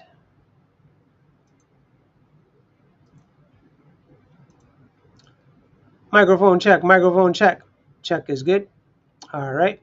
I'm almost 2 hours into this. I like it. I think I will continue. I think I will read on. Um, my background's very boring here. I need to maybe add a flag, a rainbow flag, a hammer and sickle flag, a PSL flag, perhaps, a Liberation News poster, perhaps. All right. Anyways, let's carry on here. Audio's good. I'm good. No comments. Perhaps there's nobody on today. It's okay. going to keep going.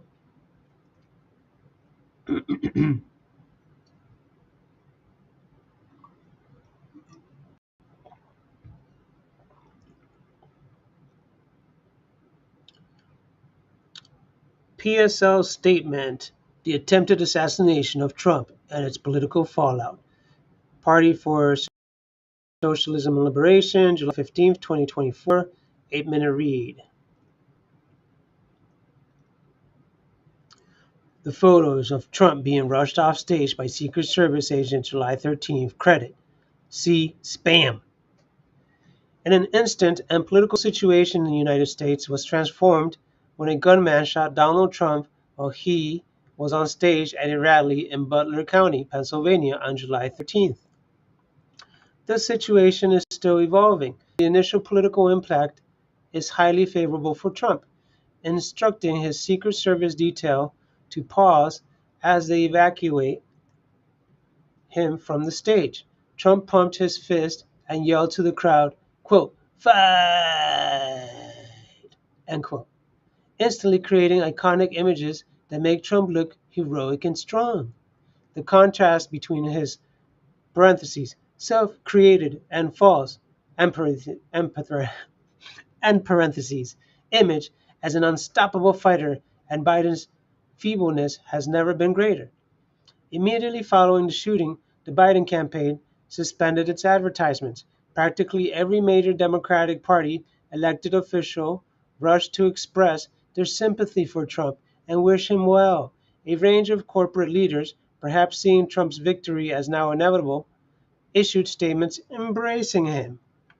The main argument the Democratic Party had in the campaign up to now was that Trump was an aspiring dictator and pathological liar who represented an existential threat to democracy. They instantly dropped all these talking points in the name of, quote, coming together, end quote, and, quote, turning down the rhetoric, end quote. The furthest Biden now goes is to say Trump has a, quote, competing vision, end quote, for the country. The right wing, on the other hand, immediately went on the attack. J.D. Vance, a vice presidential contender, directly blamed Biden's rhetoric for the shooting. Donald Trump Jr. immediately said after the shooting that his father, quote, will never stop fighting to save America, no matter what the radical left throws at him, end quote. There is zero indication that, quote, radical left, end quote, had anything to do with this, as the shooter himself was a registered Republican. But such comments have saturated the far-right political ecosystem. They are meant to cow Trump's liberal critics into silence, lest they be seen as supporting violence. It also lays the groundwork and creates a pretext for a new wave of repression, either under a second Trump presidency or even now, under Biden. Already, the White House has signaled Biden is planning to go on a new political offensive this week against the campus encampments in solidarity with Palestine as an example of, quote, violent extremism, end quote. This is absurd. The encampments were launched to stop the genocidal violence against the Palestinian people. The student protests attacked no one and were in fact targets of violence themselves. Trump is headed to Milwaukee for the Republican National Convention. His speech at the RNC will set the tone for the next phase of the campaign. Trump is reportedly rewriting his speech, which had originally been an all-out attack on Biden. Now, to focus more on themes of national unity. But with leading capitalists extending him an olive branch, Trump could calculate that his best move would be to move in a, quote, moderate, end quote, direction and demonstrate to fellow members of the ultra-rich elite that he can be a unifying, quote, presidential, end quote, figure and present strength for the empire. Trump has no fixed ideology and solely cares about his image and legacy. In another sign that an elite consensus was emerging around Trump as the next president, the judge in the classified documents criminal case against Trump suddenly dismissed all charges 2 days after the assassination attempt. Soon, a D.C. judge will have to decide if other charges relating to the plot to overturn the 2020 election can go forward in light of the Supreme Court ruling on presidential immunity. Fake pacifism and a new cycle of political violence. Quote, there is no place in America for this kind of violence, end quote, Joe Biden says. Quote, no exception, end quote. It is important not to lose sight of the extreme hypocrisy of the powerful figures now issuing blank condemnations of violence. The same people who are so appalled that someone would shoot at a politician did not bat an eye at the news the same Saturday morning that Israeli fighter jets had just killed 90 Palestinian civilians in a failed assassination attempt of a resistance leader in Gaza.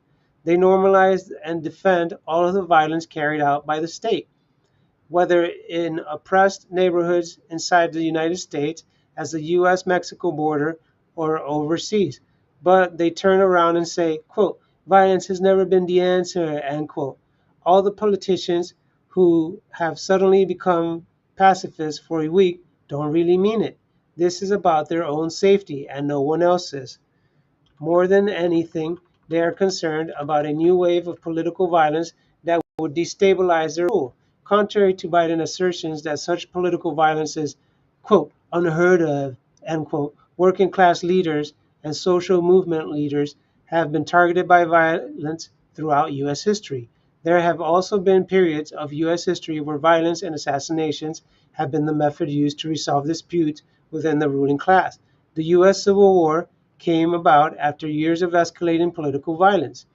A century later, the assassination of John F. Kennedy and Robert F. Kennedy in 1963 and 1968 profoundly reshaped the presidential campaigns that were underway in each of those instances. Then came the shooting that left George Wallace paralyzed in the 1972 election, an election which also saw President Nixon order the break-in to the offices, excuse me, an election which also saw President Nixon order the break-in to the offices of the DNC, the impeachment of Nixon, and the subsequent appointment of an unelected president and vice president.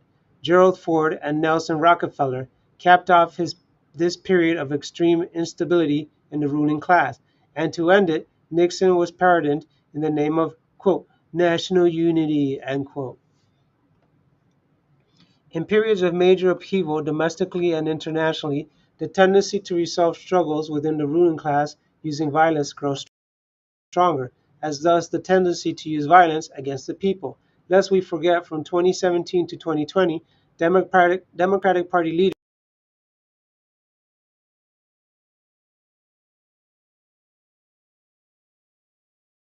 elected because of Russia interference in the election. From day one of the Trump presidency, the Democratic Party leadership and their supporters were looking to impeach him for being a, quote, puppet, end quote, of Putin. Then, in turn, Trump tried to undo the 2020 election by mobilizing fascist forces to seize the Capitol at the moment the vote was to be ratified. And in between these two events, there was a mass uprising against police killing of unarmed civilians, during which the National Guard was called out. Democratic mayors complied with Trump to impose curfews and conduct mass arrests, and Trump itched to invoke the Insurrection Act and call out the military to occupy the city of the United States. Talk about instability. Headed into the 2024 election, there remains all the same explosive potential around the election and the transfer of power. The underlying social crisis of job destruction, climate destruction, military confrontation, state violence, the cost of living crisis, etc., cannot be solved by either faction of the capitalist class. Neither party can control the two egomaniacs who lead them. The trust in Congress, the White House, and the Supreme Court are at record lows. There are already hundreds of millions of guns in circulation among the population. The country appears to be on a collision course. No wonder they're saying, quote, cool it, end quote. All this is more important than who, if anyone, the shooter was connected to politically. Theories also abound, and there will now be extensive investigations by multiple different arms of the government with contradictory political interests. There is intense speculation about how the gunman was able to position himself so close to the stage and why police did not stop him. Some of that may become clearer in the coming weeks, but it also may remain shrouded in mystery. Rather than focus on that, class-conscious workers should pay more attention to how the ruling class will politically utilize this assassination attempt in the here and now. Real working class unity. No unity without the ruling class establishment. Excuse me. Real real working class unity. No unity with the ruling class establishment.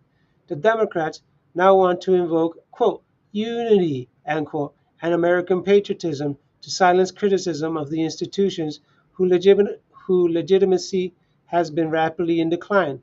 The Republicans also talk about unity and wrap themselves in the flag, though they want to use this event to blast through any opposition to their radical pro-corporate agenda.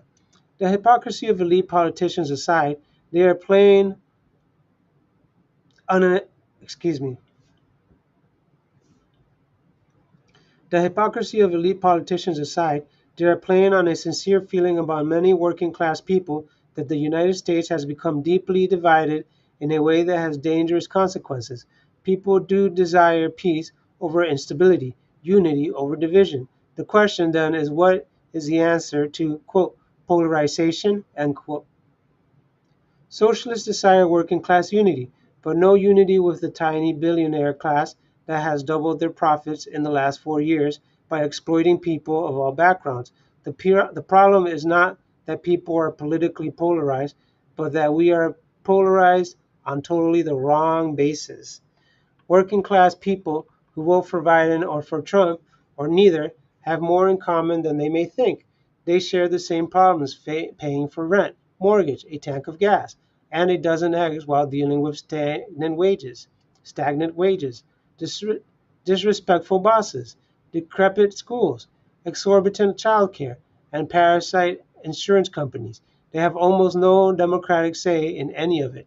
They generally want to stay out of the wars abroad and would much prefer to see their tax dollars used to build stronger communities.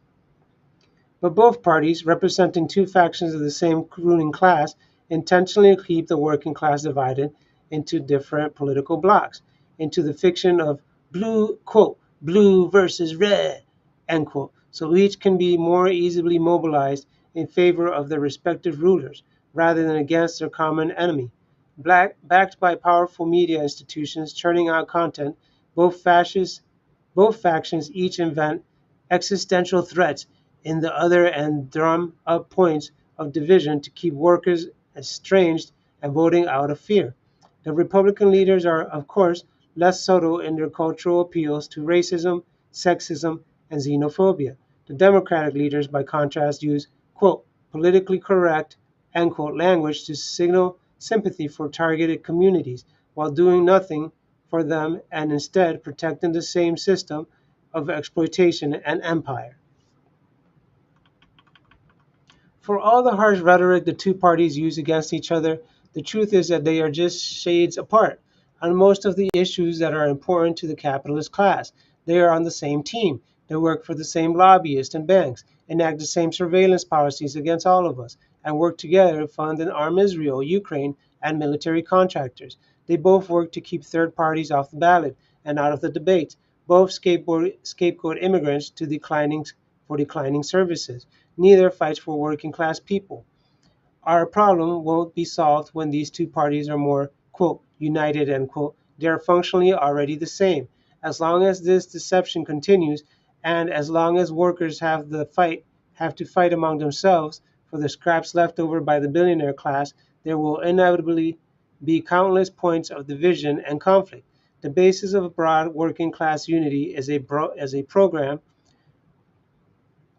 excuse me.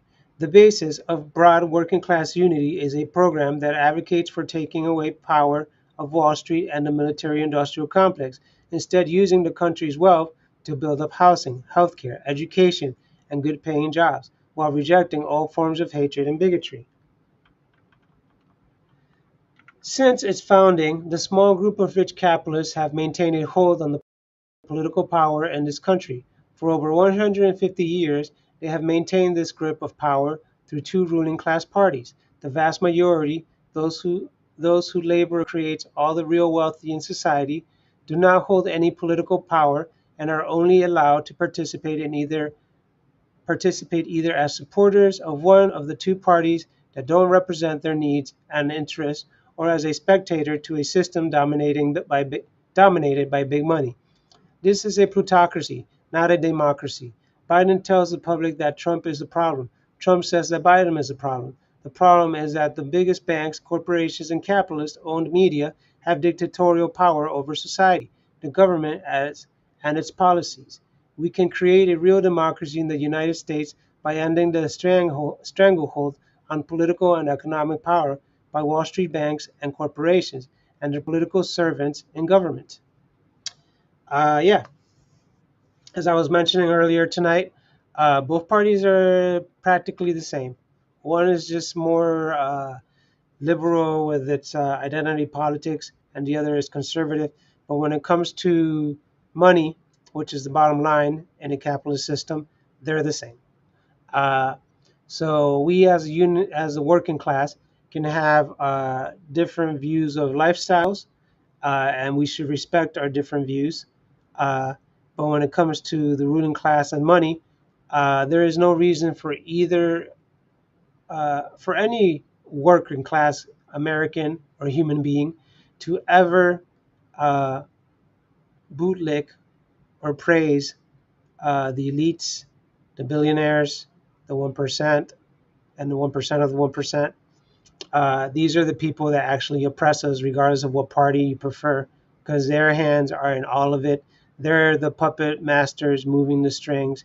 They are the sock puppet masters sticking their hand up the socks of the political uh, elite. Uh, these politicians that promise one thing and do a different thing when they're finally elected. Uh, and they're in both parties. So we need to reject both parties. We need to support third parties, not just because they win, but because it gives them exposure to actually organize the working class and unite the working class in mass movements, which will be necessary regardless of who wins, because we are in a downward spiral where the state is going to try to get more power. And capitalism, whether we like it or not, it's going to go the route of authoritarianism, because that is the only way that you can control and oppress a working class that is being choked economically. Yeah, so all we can do is unite as a working class, because the working class can actually run the show without lifting up a single stick, single arm.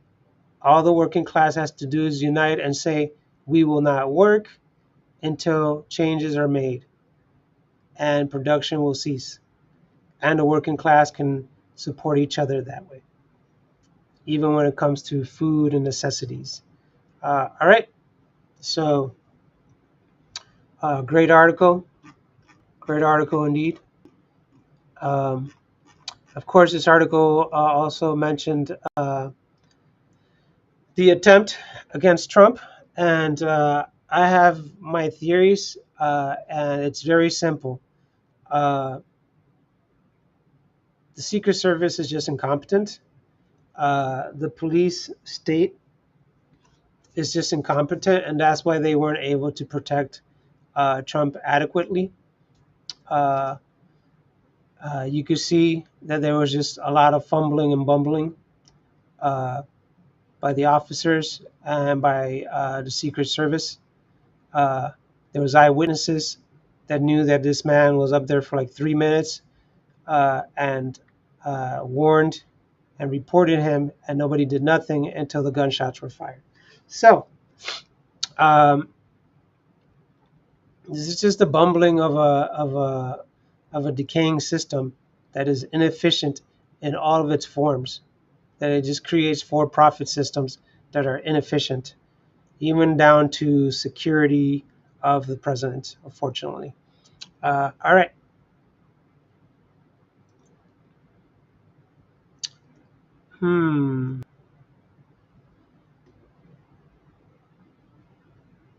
July 15th. All right, let me check here.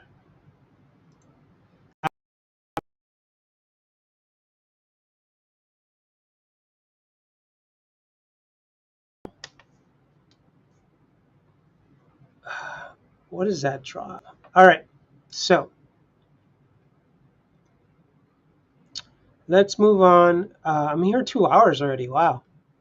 And I've seen people live stream for like 8 hours. That's not what I'm trying to do here. I'm just trying to catch up and read some of these awesome articles and share them with the world. I'm going to step away for a second to get some more water because I need it. But I think the next uh, will be this one. 1, 2, 3, 4, 5. Ooh, 5 more articles. Can it be done? I don't know. Let's see.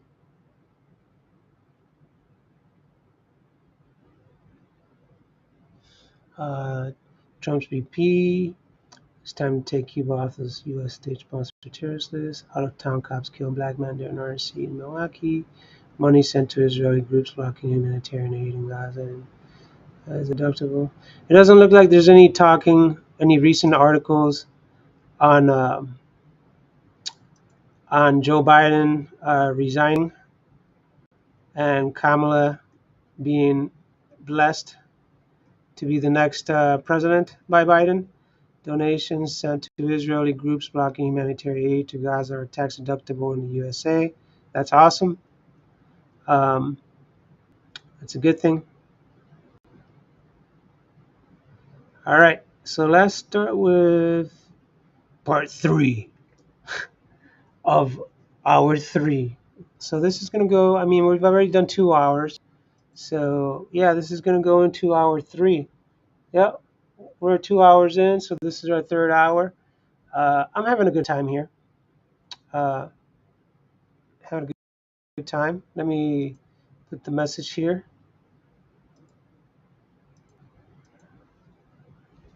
Let's see here.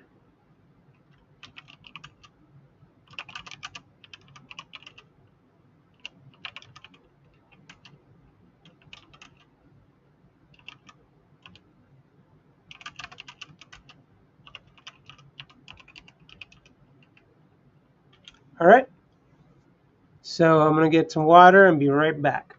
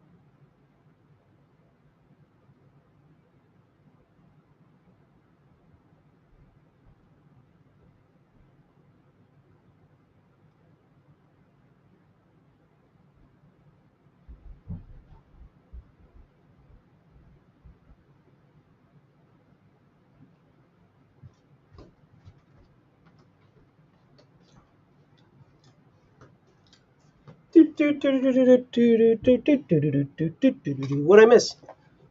Let's see here. What did I miss indeed?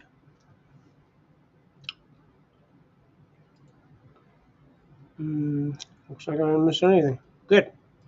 Audio.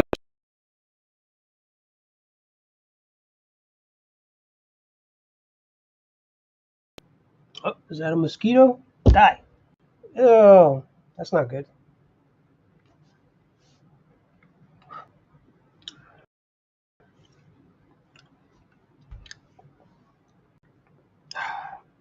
When mosquitoes bite me, they leave giant welts. This this is not acceptable. All right, next article.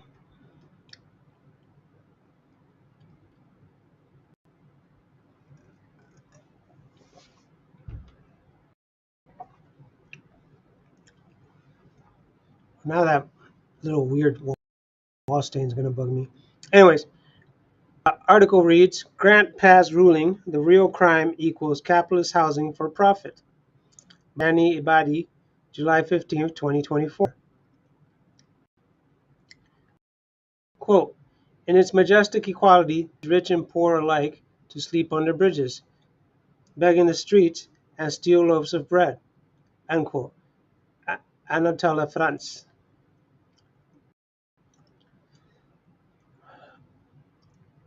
Here. On June 28th, the Supreme Court ruled that the local and state governments have the power to criminalize homelessness through ordinance banning unhoused people from sleeping in public spaces. The ruling comes from Grant Pass v. Johnson, a case that made its way up from Oregon and questions whether such bans constitute cruel and unusual punishment under the Eighth Amendment. The SCOTUS ruling only changes current law in the Ninth Circuit Court of Appeals, which includes California and 8 other Western states. This ruling will only embolden city and state officials across the country to target unhoused people, pour public resources into brutal suites of encampments, heighten police presence, and expand criminal prosecution instead of actually addressing the roots of the homelessness crisis. And it is a total failure of the system for elected officials to punish entire populations of people solely for the quote crime quote of not having a place to live, instead of taking action to meet their needs with housing that is safe and affordable for working class and poor communities. The Grant Pass case started in 2018 when a court ruled that the town's ordinance was unconstitutional. This was upheld by the Ninth District Court. Grant Pass then appealed, and the case made its way to the Supreme Court. Many liberal Democrat city governments wrote briefs in support of Grant Pass, agitating for the ability to sweep homeless people and or arrest and deprive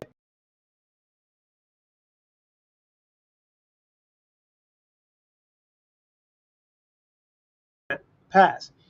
In Martin, the Ninth Circuit Court of Appeals ruled that states may not criminalize conduct that is an quote unavoidable consequence of being homeless, end quote. Specifically sitting, lying, or sleeping on the streets when there are not enough shelter beds available. In 2019, the Supreme Court decided that to hear a challenge to this case.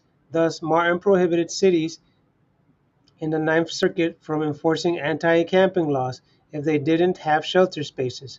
Despite Martin, many cities continue to sweep homeless people sleeping on public property. The 19th Circuit includes Alaska, Arizona, California, Hawaii, Idaho, Montana, Nevada, Oregon, and Washington. The decision in Grants Pass is likely to intensify sweeps and the criminalization of homelessness. Housing crisis in LA and other Western cities.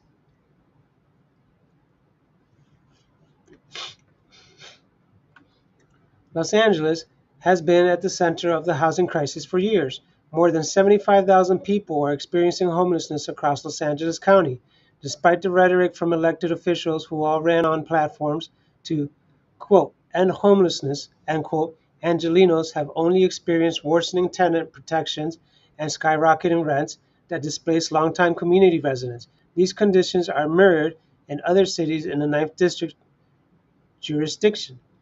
Accessible housing options are extremely hard to find, while luxury developments are being constructed all across the city, taking over once affordable residential communities.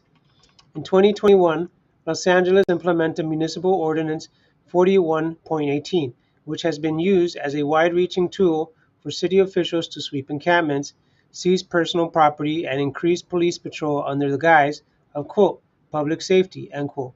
Ordinance 41.18 is a cruel and malicious policy that has only pushed unhoused people from one neighborhood to another, disregarding the abysmal lack of affordable housing to meet the growing crisis in Los Angeles. By alleging the issue of safety, even before the Grants Pass ruling, the city was able to get around the requirements to providing shelter or housing instead of punishment.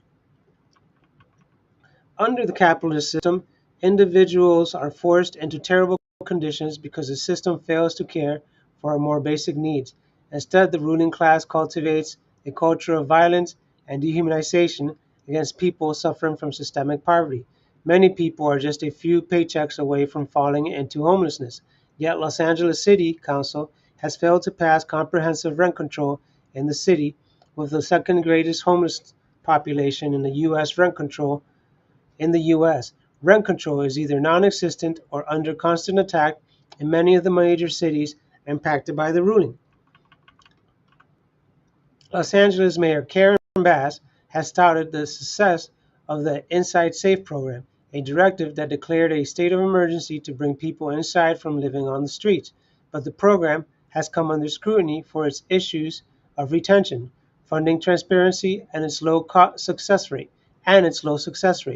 Of the city's 46,000 unhoused people in 2023, only 1% were reportedly, quote, permanently housed, end quote, drastically falling short of the urgency of the crisis. Similar programs exist in many cities, yet the crisis of homelessness was deepened.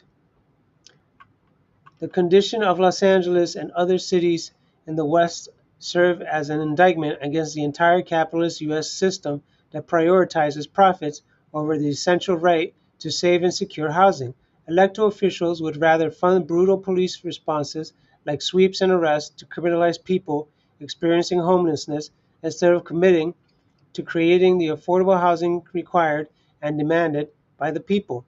More than a third of documented police uses of force are in incidents against unhoused people. Violence against the unhoused.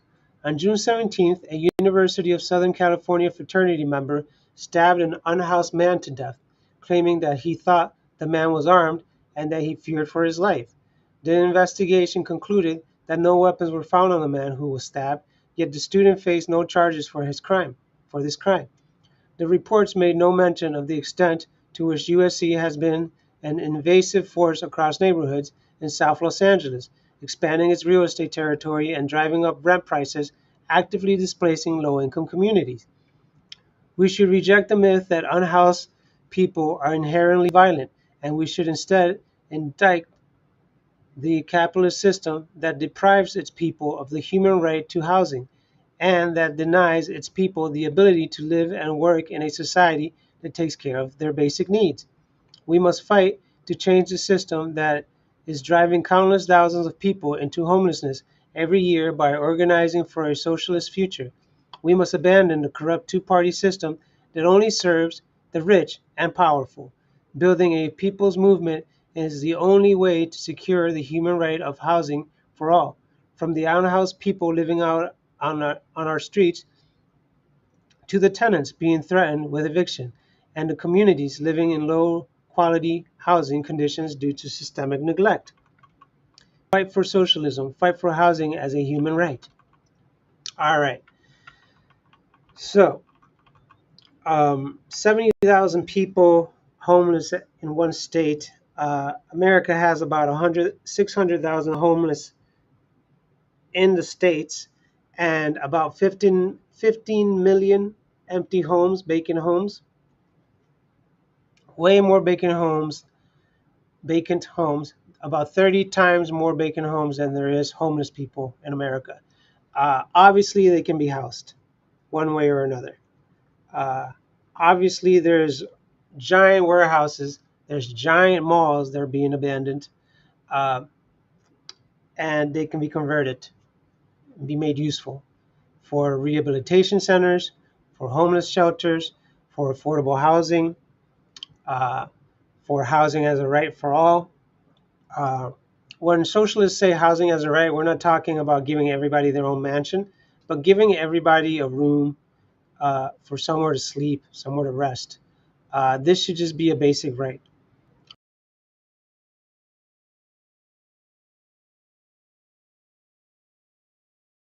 Spending all our money on criminalizing people, building more jails, and militarizing our states with more police officers, uh, which creates a police state which is authoritarian, which means you all live under the fear of repression. Right? So this is the way America's going. It is the wrong way. What we need to do is invest a fraction of that money on rehabilitating people, housing people, giving people jobs, universal health care. Trust me, we'll spend way less money on rehabilitation than we do on these legacy crime systems uh, like jails and police states. Uh, because when you criminalize people, you call them criminals, you send them in jail, you're just setting them up for failure, and you're preparing them for their next generation for failures in poverty as well. Instead, you can cut it off at the current generation and uplift them so that they can pass on uplifting message, education, and a work ethic to their children. Uh, yeah. So the whole point of having a nation of rehabilitation, a system of rehabilitation and restorative justice, is because it actually does well for the community and for the society as a whole, not the 1%, not the 1% of the 1%, not the imperialists uh, and the corporatists that are trying to just profit from everybody's demise. Okay, cool. Let's move along. Uh, oh yeah, I guess what I should mention about this grants ruling is, yeah, it's all going in the wrong direction. Uh, uh, Hopefully, the people in the states like California wake up, become more leftist, become more mobilized with solidarity with the working class and the poor.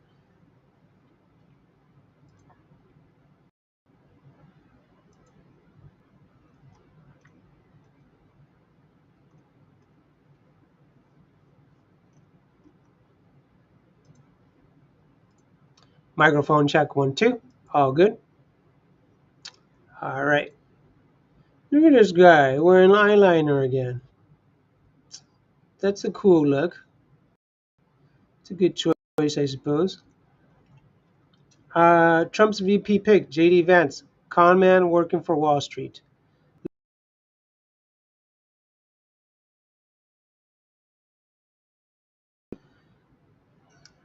Well, Trump has just announced Ohio Senator JD Vance will be his running mate. Vance, author of the book, quote, Hillbilly Elegy, end quote, pretends to be a champion of the working people, but his real loyalty is with the corporate elite. Vance is a big tech venture capitalist. Shortly after graduating law school, Vance moved to San Francisco to work in venture capital firms and venture companies. One of those was Mithro Capital, owned by Peter Thiel, the ultra right-wing founder of PayPal, who is one of the richest men in the world. In 2017, Vance founded his own firm with one of the co-founders of AOL. Another firm he started in 2017 with the co-founder of Google netted Vance 1.3 million in income in 2021, the vast majority of which he shielded from higher taxes by using the quote carried interest loophole end quote. Vance was elected to Senate with money from billionaires. Vance's main sponsor is his former boss Peter Thiel, who has a net worth of around $10 billion. Thiel's donated $15 million to Vance's 2022 Senate run. Other billionaire donors include Rebecca and Robert Mercer, who pioneered computerized stock trading, and Richard and Elizabeth Uihlein, heirs of the Schlitz beer fortune, who also own a major shipping corporation. how are you even allowed to donate $15 million to a state senate run? Vance is not a true opponent of the war machine. While he postures as a, quote, non-interventionist, end quote, and opposes aid to Ukraine, Vance is fully in favor of the billions of dollars of U.S. military aid sent to Israel every year and supports the Cold War against China. A supporter of the Gaza genocide, Vance said in May that the U.S. should place no restrictions on weapons sent to Israel and instead, quote, let them prosecute this war the way they see fit, end quote. All right, so he's a full-blown ghoul that I don't know what else is new. I don't see a difference here between him and Biden or Trump. They're all ghouls, so I'm definitely not voting for them. He's obviously a sock puppet of APAC and of Peter Thiel. Um, they run his bank, so um, yeah. And Peter Thiel, you look him up. Look up his history with the CIA, with the government, and how they're all trying to use their information system to practically still continue spying on all Americans through things like social media, like Facebook and X, uh, and even Rumble. So yeah, they're using your data, folks. They're using your data to create profiles of you and to potentially someday uh, neutralize people for being potential harm to the state. Okay, cool. So that's all I have to say about that.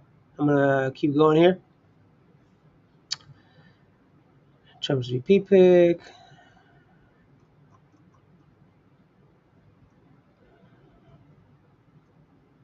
Okay, here's an article about Cuba. Uh, is that Claudia back there? That's Claudia's running mate, I believe. It's time to take Cuba off the U.S. state sponsors of terrorism list. Wyatt Soares, July 20th, 2024. Photo, a 2023 march in solidarity with Cuba in New York City. Credit liberation photo. All right. The inclusion of Cuba on the U.S. state sponsors of terrorism list, SSOT, has dramatically exacerbated the harm done to the Cuban people by the U.S. blockade that has been imposed on the island for the past 62 years. The SSOT designation is just one of the many components parts of the blockade put together by the United States and one of its most destructive. Trump announced his intention to add Cuba to the list in January 2021, but President Biden signed the order on his second day of office.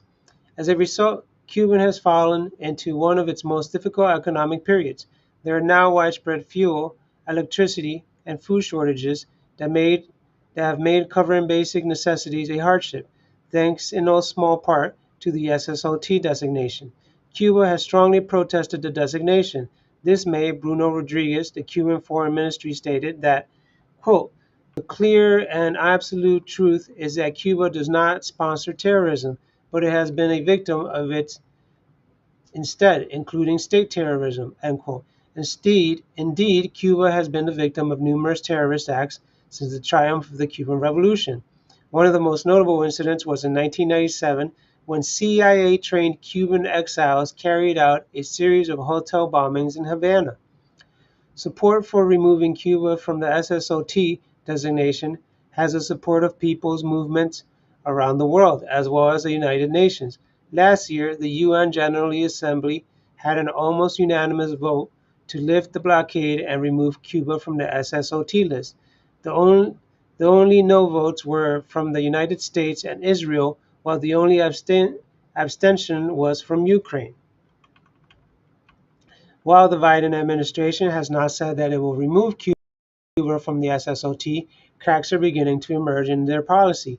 On May 15th, Cuba was removed from a list of countries that the United States says are not, quote, not cooperating fully, end quote, in the fight against terrorism. While the removal from this list doesn't have a consequential impact on the blockade, it is an indication that international pressure to remove Cuba from this list is working. Cuba was first added to as in 1982 by Ronald Reagan, who justified Cuba's inclusion on the list by alleging that Cuba supported terrorist activity in Latin America. In reality, Cuba's designation as an SSOT was just one more way that the U.S. was able to tie in the blockade. Since 1982, there have been numerous reviews by the State Department to determine if Cuba should remain on the list. One of the most extensive such reviews was conducted in 2005, in which the State Department determined they would keep Cuba on the list because the Cuban government maintained the position that, quote, acts by legitimate national liberation movements cannot be defined as terrorism, end quote. Cuba was finally removed from the list in 2015 by the Obama administration during a relative warming of relations in an attempt to promote the development of the private sector in Cuba. The removal of Cuba from the SSOT and the easing of other restrictions provided relief to the Cuban economy. However, this relief was short-lived. In one of his final acts in office, President Trump added Cuba once again to the SSOT list. This time, the justification was that Cuba was hosting peace talks between the Colombian government and the ELN, which the U.S. government designated as a terrorist organization. What is the SSOT list? The SSOT list was the first created by the U.S. in 1979 and provided a means of justifying additional unilateral sanctions against countries the U.S. views as adversarial. The legal basis for being added to the list is simply for the Secretary of State to determine the country has, quote, repeatedly provided support for acts of international terrorism, end quote. By this standard, the United States itself should be designated as an SSOT, along with Israel and Ukraine. However, the current list of countries designated as SSOTs are Cuba, the Democratic People's Republic of Korea, Iran, and Syria. Designation as an SSOT has both formal and informal consequences. Formally, the categories of sanctions stemming from the designation are restrictions on foreign aid, a ban on defense exports and sales, limitations on the sale of certain dual-use items. Parentheses, an example could be for civilian or military use, and parentheses, and a slew of other miscellaneous restrictions. Informally, the most significant impact is what is called, quote, overcompliance, end quote. This is a practice where banks and businesses are so concerned with accidentally violating one of the sanctions that they decide to stop dealing with the country altogether. Some of the largest fines ever levied on financial institutions have been on banks for processing Cuban-related transactions that were determined by the U.S. to violate its sanctions. In 2014, French bank BNP Paribas was fined an outstanding $8.9 billion, the third largest fine a bank has ever received. Then, in 2018, France's third largest bank, Societe Generale, was fined $1.3 billion for processing Cuban-related transactions between 2004 and 2010. In 2022, Centennial Bank, which handles the accounts for the Cuban embassy in Washington, D.C., decided to cut all ties with Cuba and shutter the accounts. The complexity of the sanctions regime and the massive fines imposed if an entity is found to be in violation of the sanctions has made most banks and businesses refuse to conduct business with Cuba at all times. This is a form of intimidation imposed by the U.S. that has the effect of blocking the imports of necessities like food, medicine, and fuel into Cuba. All the while, the U.S. claims that these items are not subject to sanctions or restrictions. Effects of the blockade. The intensity of the blockade, in no small part due to the SSOT designation, has created massive shortages in Cuba over the past few years. There have been widespread blackouts as well as shortages of medicine, food, and fuel. The U.S. claims that the sanctions only target the Cuban government and do not have an effect on ordinary Cubans. In reality, the sanctions are functionally exactly as intended.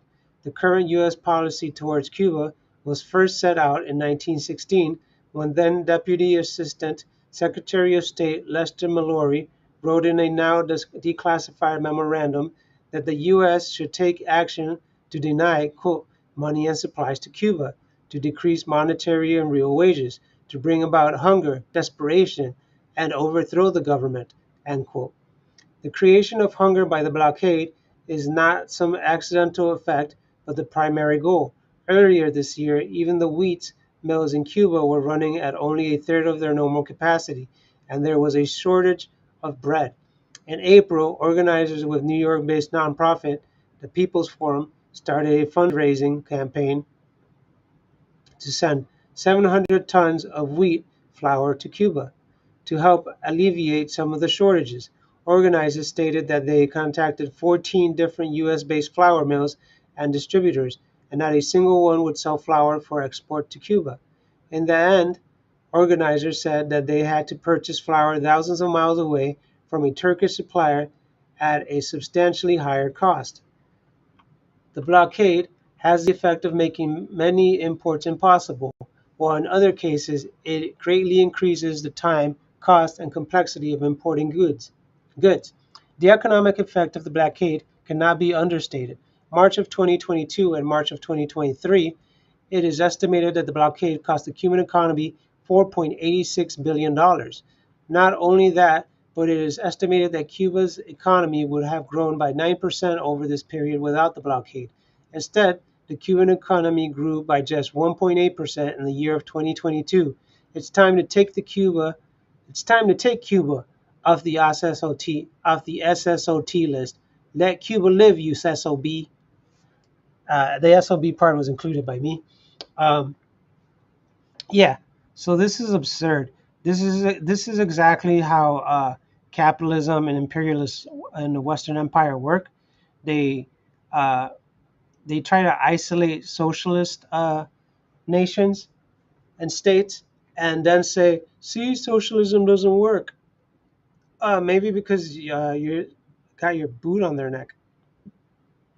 So I totally support the socialist experiment in Cuba.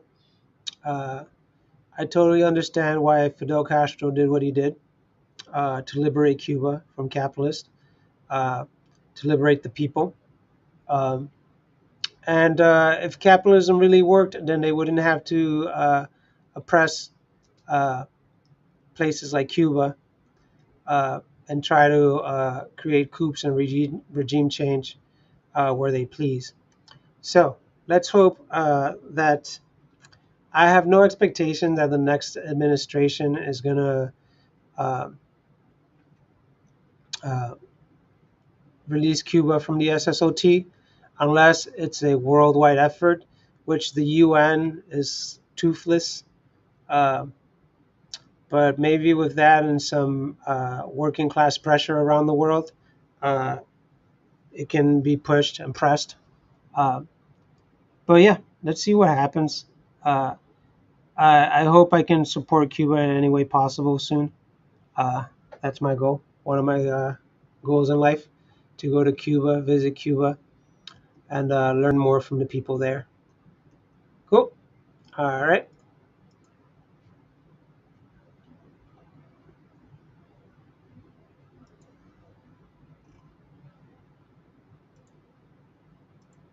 Microphone check 1 2. Microphone is good.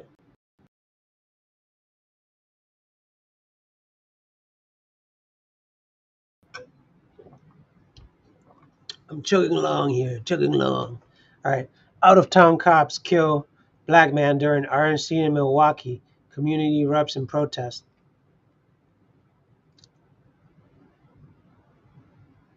Liberation Staff Milwaukee, July 20th, 2024. Samuel Sharp Jr., age 43, a black and homeless man, was experiencing a mental health crisis in the King Park area of Milwaukee on July 16 when 5 police officers descended on him, shooting and killing him. These police officers, dispatched from out of state from Columbus, Ohio for the Republican National Convention, were patrolling outside of the security zone when they came across Sharp and another man in a dispute. No action was taken by the police to de-escalate the situation before firing multiple rounds into Sharp. Police officers from 63 departments across 24 states and Washington, D.C. have joined 44 Wisconsin police agencies in Milwaukee this week for the Republican National Convention. Milwaukee residents have been vocal in their opposition to the massive militarization of the city, raising questions about the safety issues this could cause for those who live here. Tuesday's theme at the RNC was, quote, "Make America safe once again," end quote. While this slogan undoubtedly served as a dog whistle against poor and working class black and brown people who have historically been victims of Trump's racist lies, this disgusting incident reminds us that it is the police that make America unsafe, not the people. Time and time again, police shoot and kill with impunity and are given a free pass by the racist court system. Rarely are killer cops brought to justice under this system.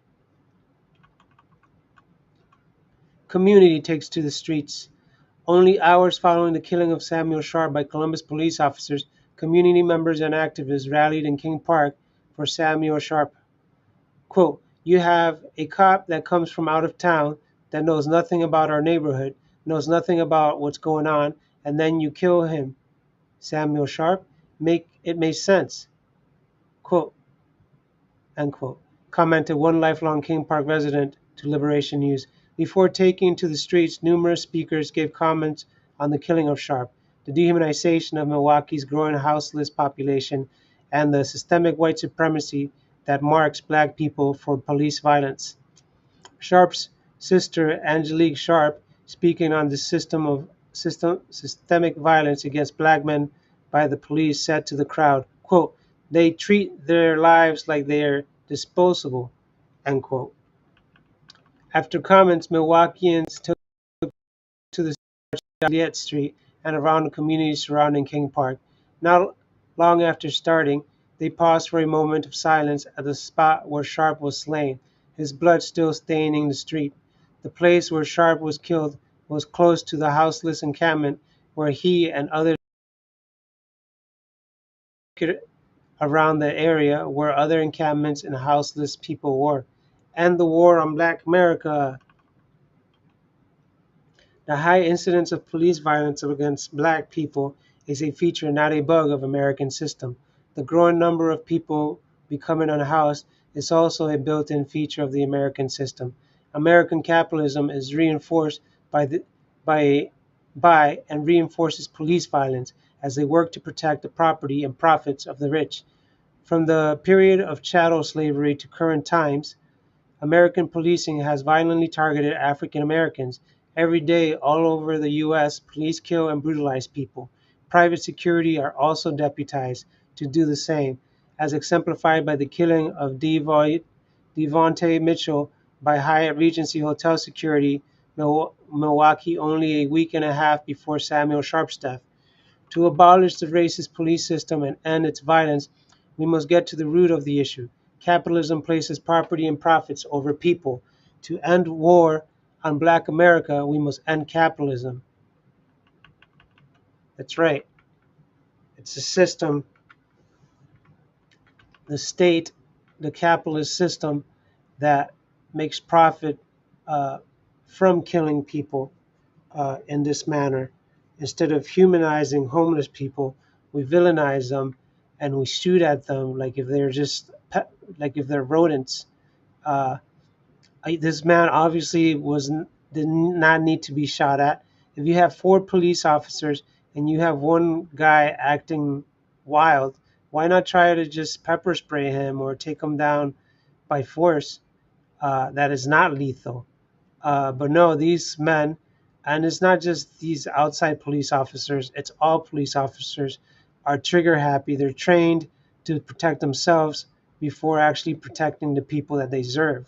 This homeless man was somebody that they served while they like it or not, and they still shot him.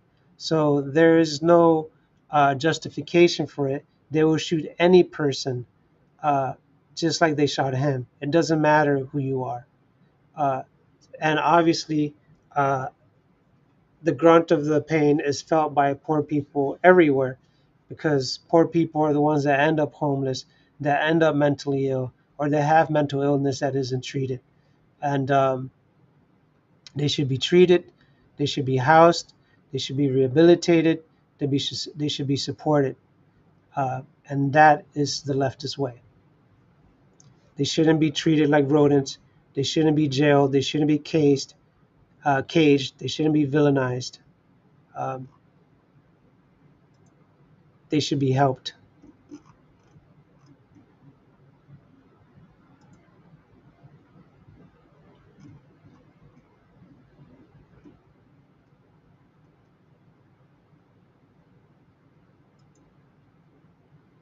All right, so let me see if there's any new articles coming up.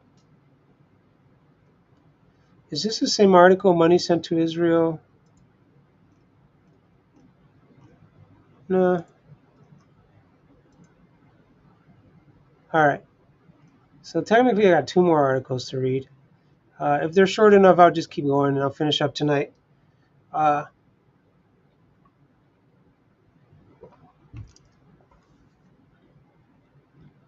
okay.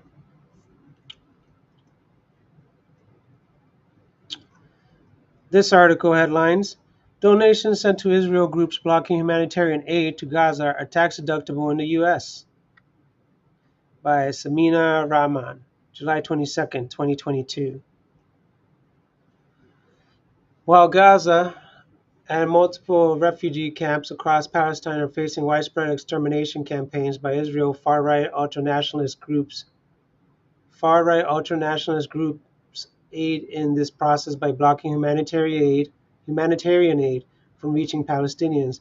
It has recently been revealed that the U.S. law permits those funding these terror groups to deduct these donations from their taxes. It has recently been revealed that U.S. law permits those funding these terror groups to deduct these donations from their taxes. Receiving over 200,000 in tax-deductible donations from the U.S. are groups like Mother's March, Torah Lachima, and Zav 9, who have organized Israeli settlers to physically block trucks and other humanitarian aid from entering Gaza. Last month, the State Department sanctioned Zav 9 for, quote, repeatedly thwarting the delivery of humanitarian aid to Gaza, including by blocking roads, sometimes violently, along their route from Jordan to Gaza, including in the West Bank. Zav 9 members also looted and then set fire to two trucks near Hebron in the West Bank, carrying humanitarian aid destined for men, women, and children in Gaza.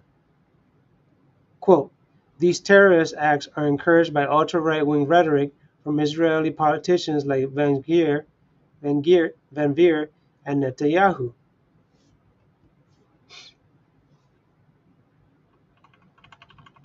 While sanctioning one group, the Biden administration continues to allow private tax-deductible donations from the U.S. to fund other Israeli right-wing groups to do the same thing. Groups not sanctioned by the U.S. are continuing to use the same websites to raise funds to continue pushing Palestinians. To continue punishing Palestinians. This clearly exposes that Washington's claims of wanting the aid to reach Gaza are purely lip service to assuage dissent. Hundreds of thousands of dollars to terror organizations. Associated Press revealed that donations were mainly funneled through nonprofit, non-governmental 501c3 organizations, Givenshak and Jagiv, Israeli and U.S. Israeli websites, respectively. American donors receive a tax break because of the nonprofit status granted these terrorist organizations that directly fund the dispossession and disenfranchisement of Palestinians. Other organizations like Israel Land Fund and Central Fund of Israel are also involved in raising funds for Israel. The Israeli newspaper Haaretz estimated that private U.S. donors sent nearly $220 million to Israeli settlements between 2003 and 2013, using a similar network of tax-exempt nonprofits. Additionally, the American Friends of the Yeshiva Center received, quote, 1.8 million to 3.5 million every year from 2011 to 2021. Israeli Empowered raised 56,000 to 151,000 annually since 2015. End quote. While Washington claims to be against these settlements, Americans funding Israeli settlements and being rewarded for it with tax breaks is not a new occurrence and has been ongoing for the last 4 decades. These funds have increasingly empowered illegal settlers to attack Palestinians displaced into nearby refugee camps with impunity. For example, the Israel Land Fund backed the eviction and displacement of Palestinians in Sheikh Jarrah in 2017, and it additionally threatened the homes of 2,000 Palestinians and was even condemned by 25 House Democrats, who called on Israel to halt evictions. Biden also sanctioned violent settlers in the West Bank earlier this year. However, tax-exempt U.S. charities continue to raise hundreds of thousands of dollars yearly for these same groups, despite the fact that their activities undoubtedly qualify as terrorism. Holy Land 5. For many decades, Palestinian activists have widely condemned and raised the alarm regarding the leading role of the U.S.-backed charities that facilitated the illegal takeover of Palestinian land. While the U.S. encourages funding of terrorist acts against Palestinians by Israel by permitting funding groups to operate as charities, it has charged with, quote, aiding terrorism, end quote, through charities, true charities backed by Palestinian Americans and jailed their members. The largest U.S. Muslim and Palestinian-backed charity organization, the Holy Land Foundation, had its assets seized and was labeled a terror organization by the U.S. government. The FBI and the Treasury Department conspired to target the HLF's leaders, popularized as the Holy Land Five or HLF 5. HLF, in compliance with charity laws in the U.S., raised funds for displaced and orphaned Palestinians and supported other displaced communities in the Middle East. The Clinton administration targeted HLF leaders under false terrorism charges and sentenced the HLF-5 Shukri Abu Bakr, Mohammed El-Mazain, Ghazan Elashi, Mufid Abdulkader, and Abdullah Rahman Odeh to decades in prison. This exposes Washington's double standard of criminalizing Palestinian charities while allowing widely documented terrorist Israeli right-wing organizations to raise funds as charities continue an ethnic cleansing campaign in Palestine. This hypocrisy exposes one more aspect of the dominating role played by U.S. government in the genocide of Palestinians. That's right. The U.S. is not just complicit in the genocide of Palestinians, it is an ally of the Zionist fascists. And I'm going to keep this short.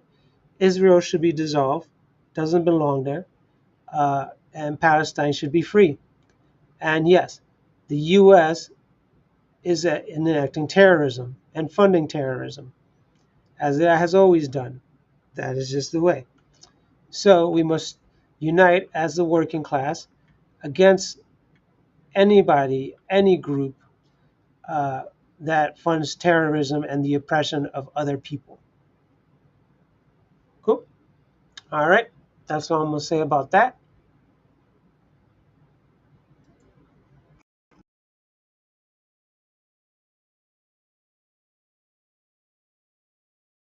Article left. Microphone check 1 2 1 2. Yeah, that sounds good. All right. Cool. So let's chug on through this last article. Chugga chugga chugga chugga. And I'll be all caught up for the week. There will be a lot of articles probably dropping uh, this weekend in regards to the events that will be taking place this week in Washington.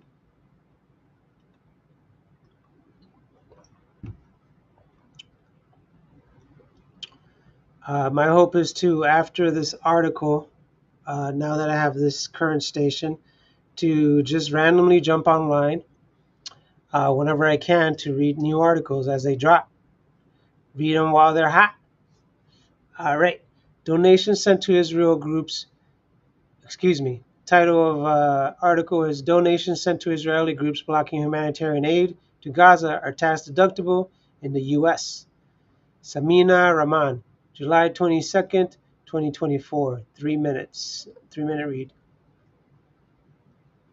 While Gaza and multiple refugee camps across Palestine are facing widespread extermination campaigns by Israeli far-right ultranationalist groups, aid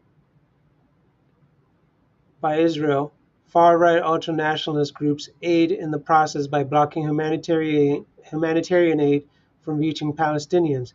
It has recently been revealed that U.S. law permits those funding these terror groups to deduct these donations from their taxes.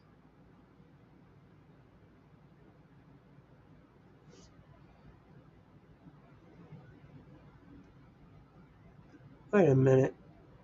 Hold on. Am I reading the same article?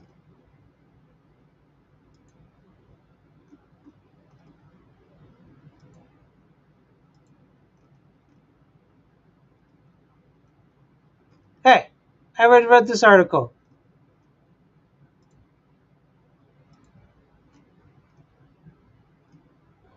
All right. I screwed up.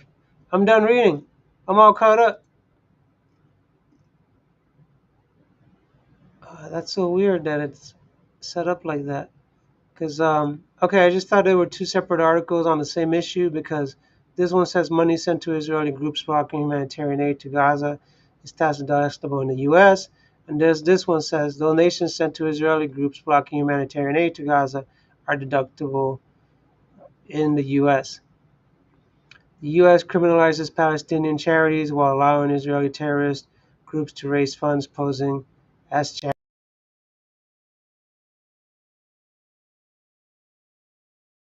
I spent 3 hours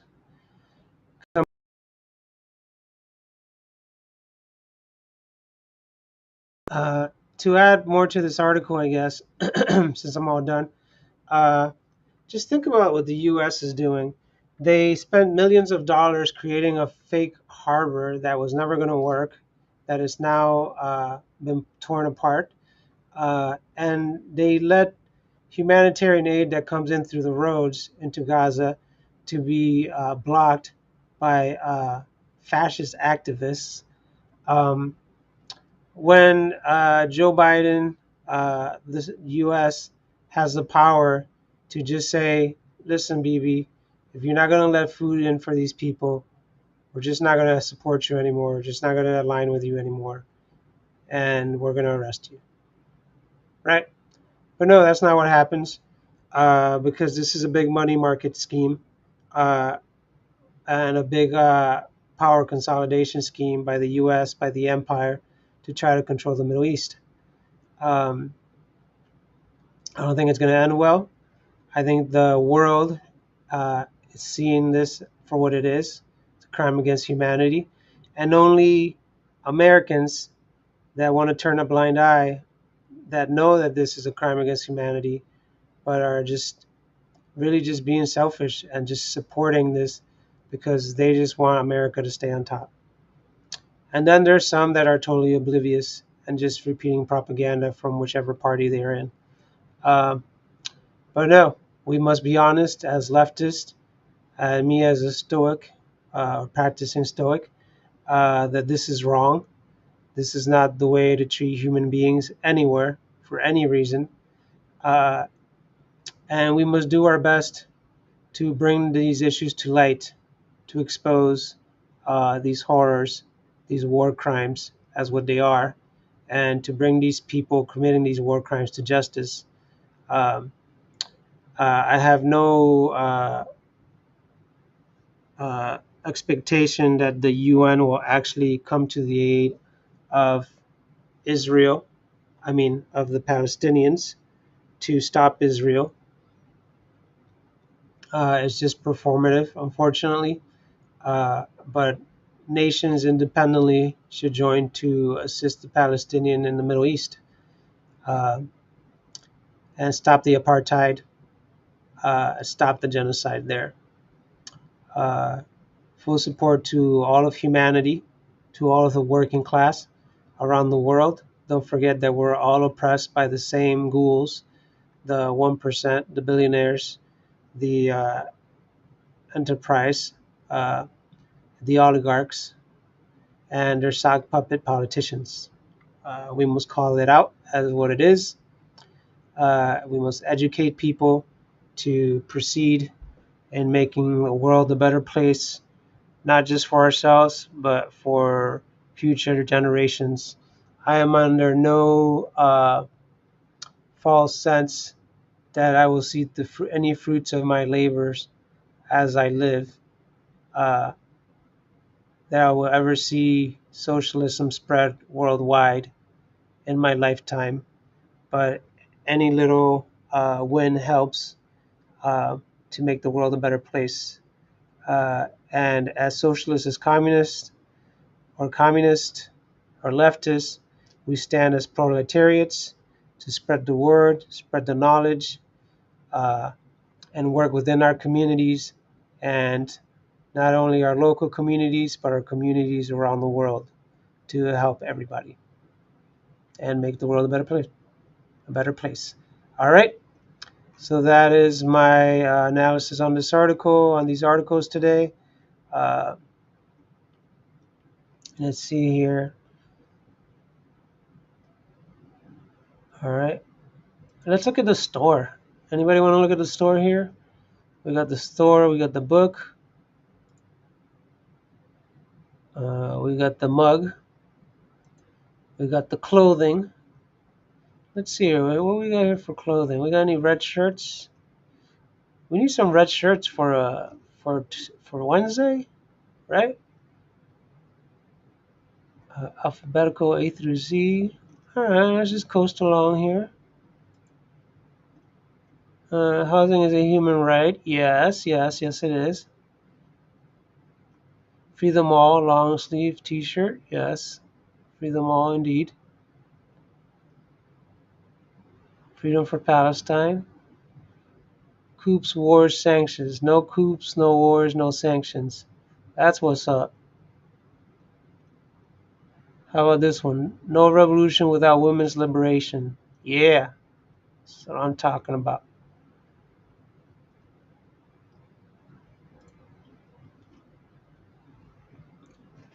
U.S. out of Africa. U.S.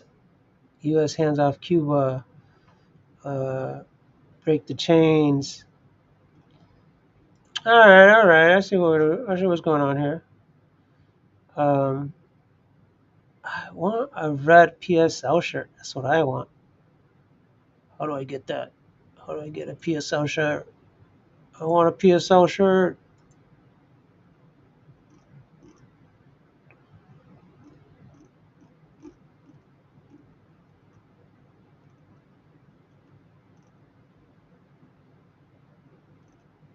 Uh, Anyways, everyone have a great week. Uh, what's going on here? Oh yeah. All right. Everybody have a great week. Signing off.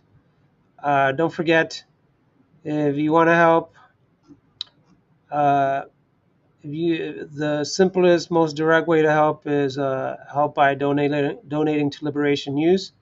If you can, the link is in the description. You don't have to link to me. You don't have to donate to me unless you really want to. I will be later this year producing more video contents, such as productions, such as shorts related to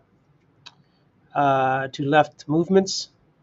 Some of it will be satire, some of it will creative, messaging, PSA, whatever I can. But that's what I do. So that's what I'll be doing this year. All right. Everybody have a great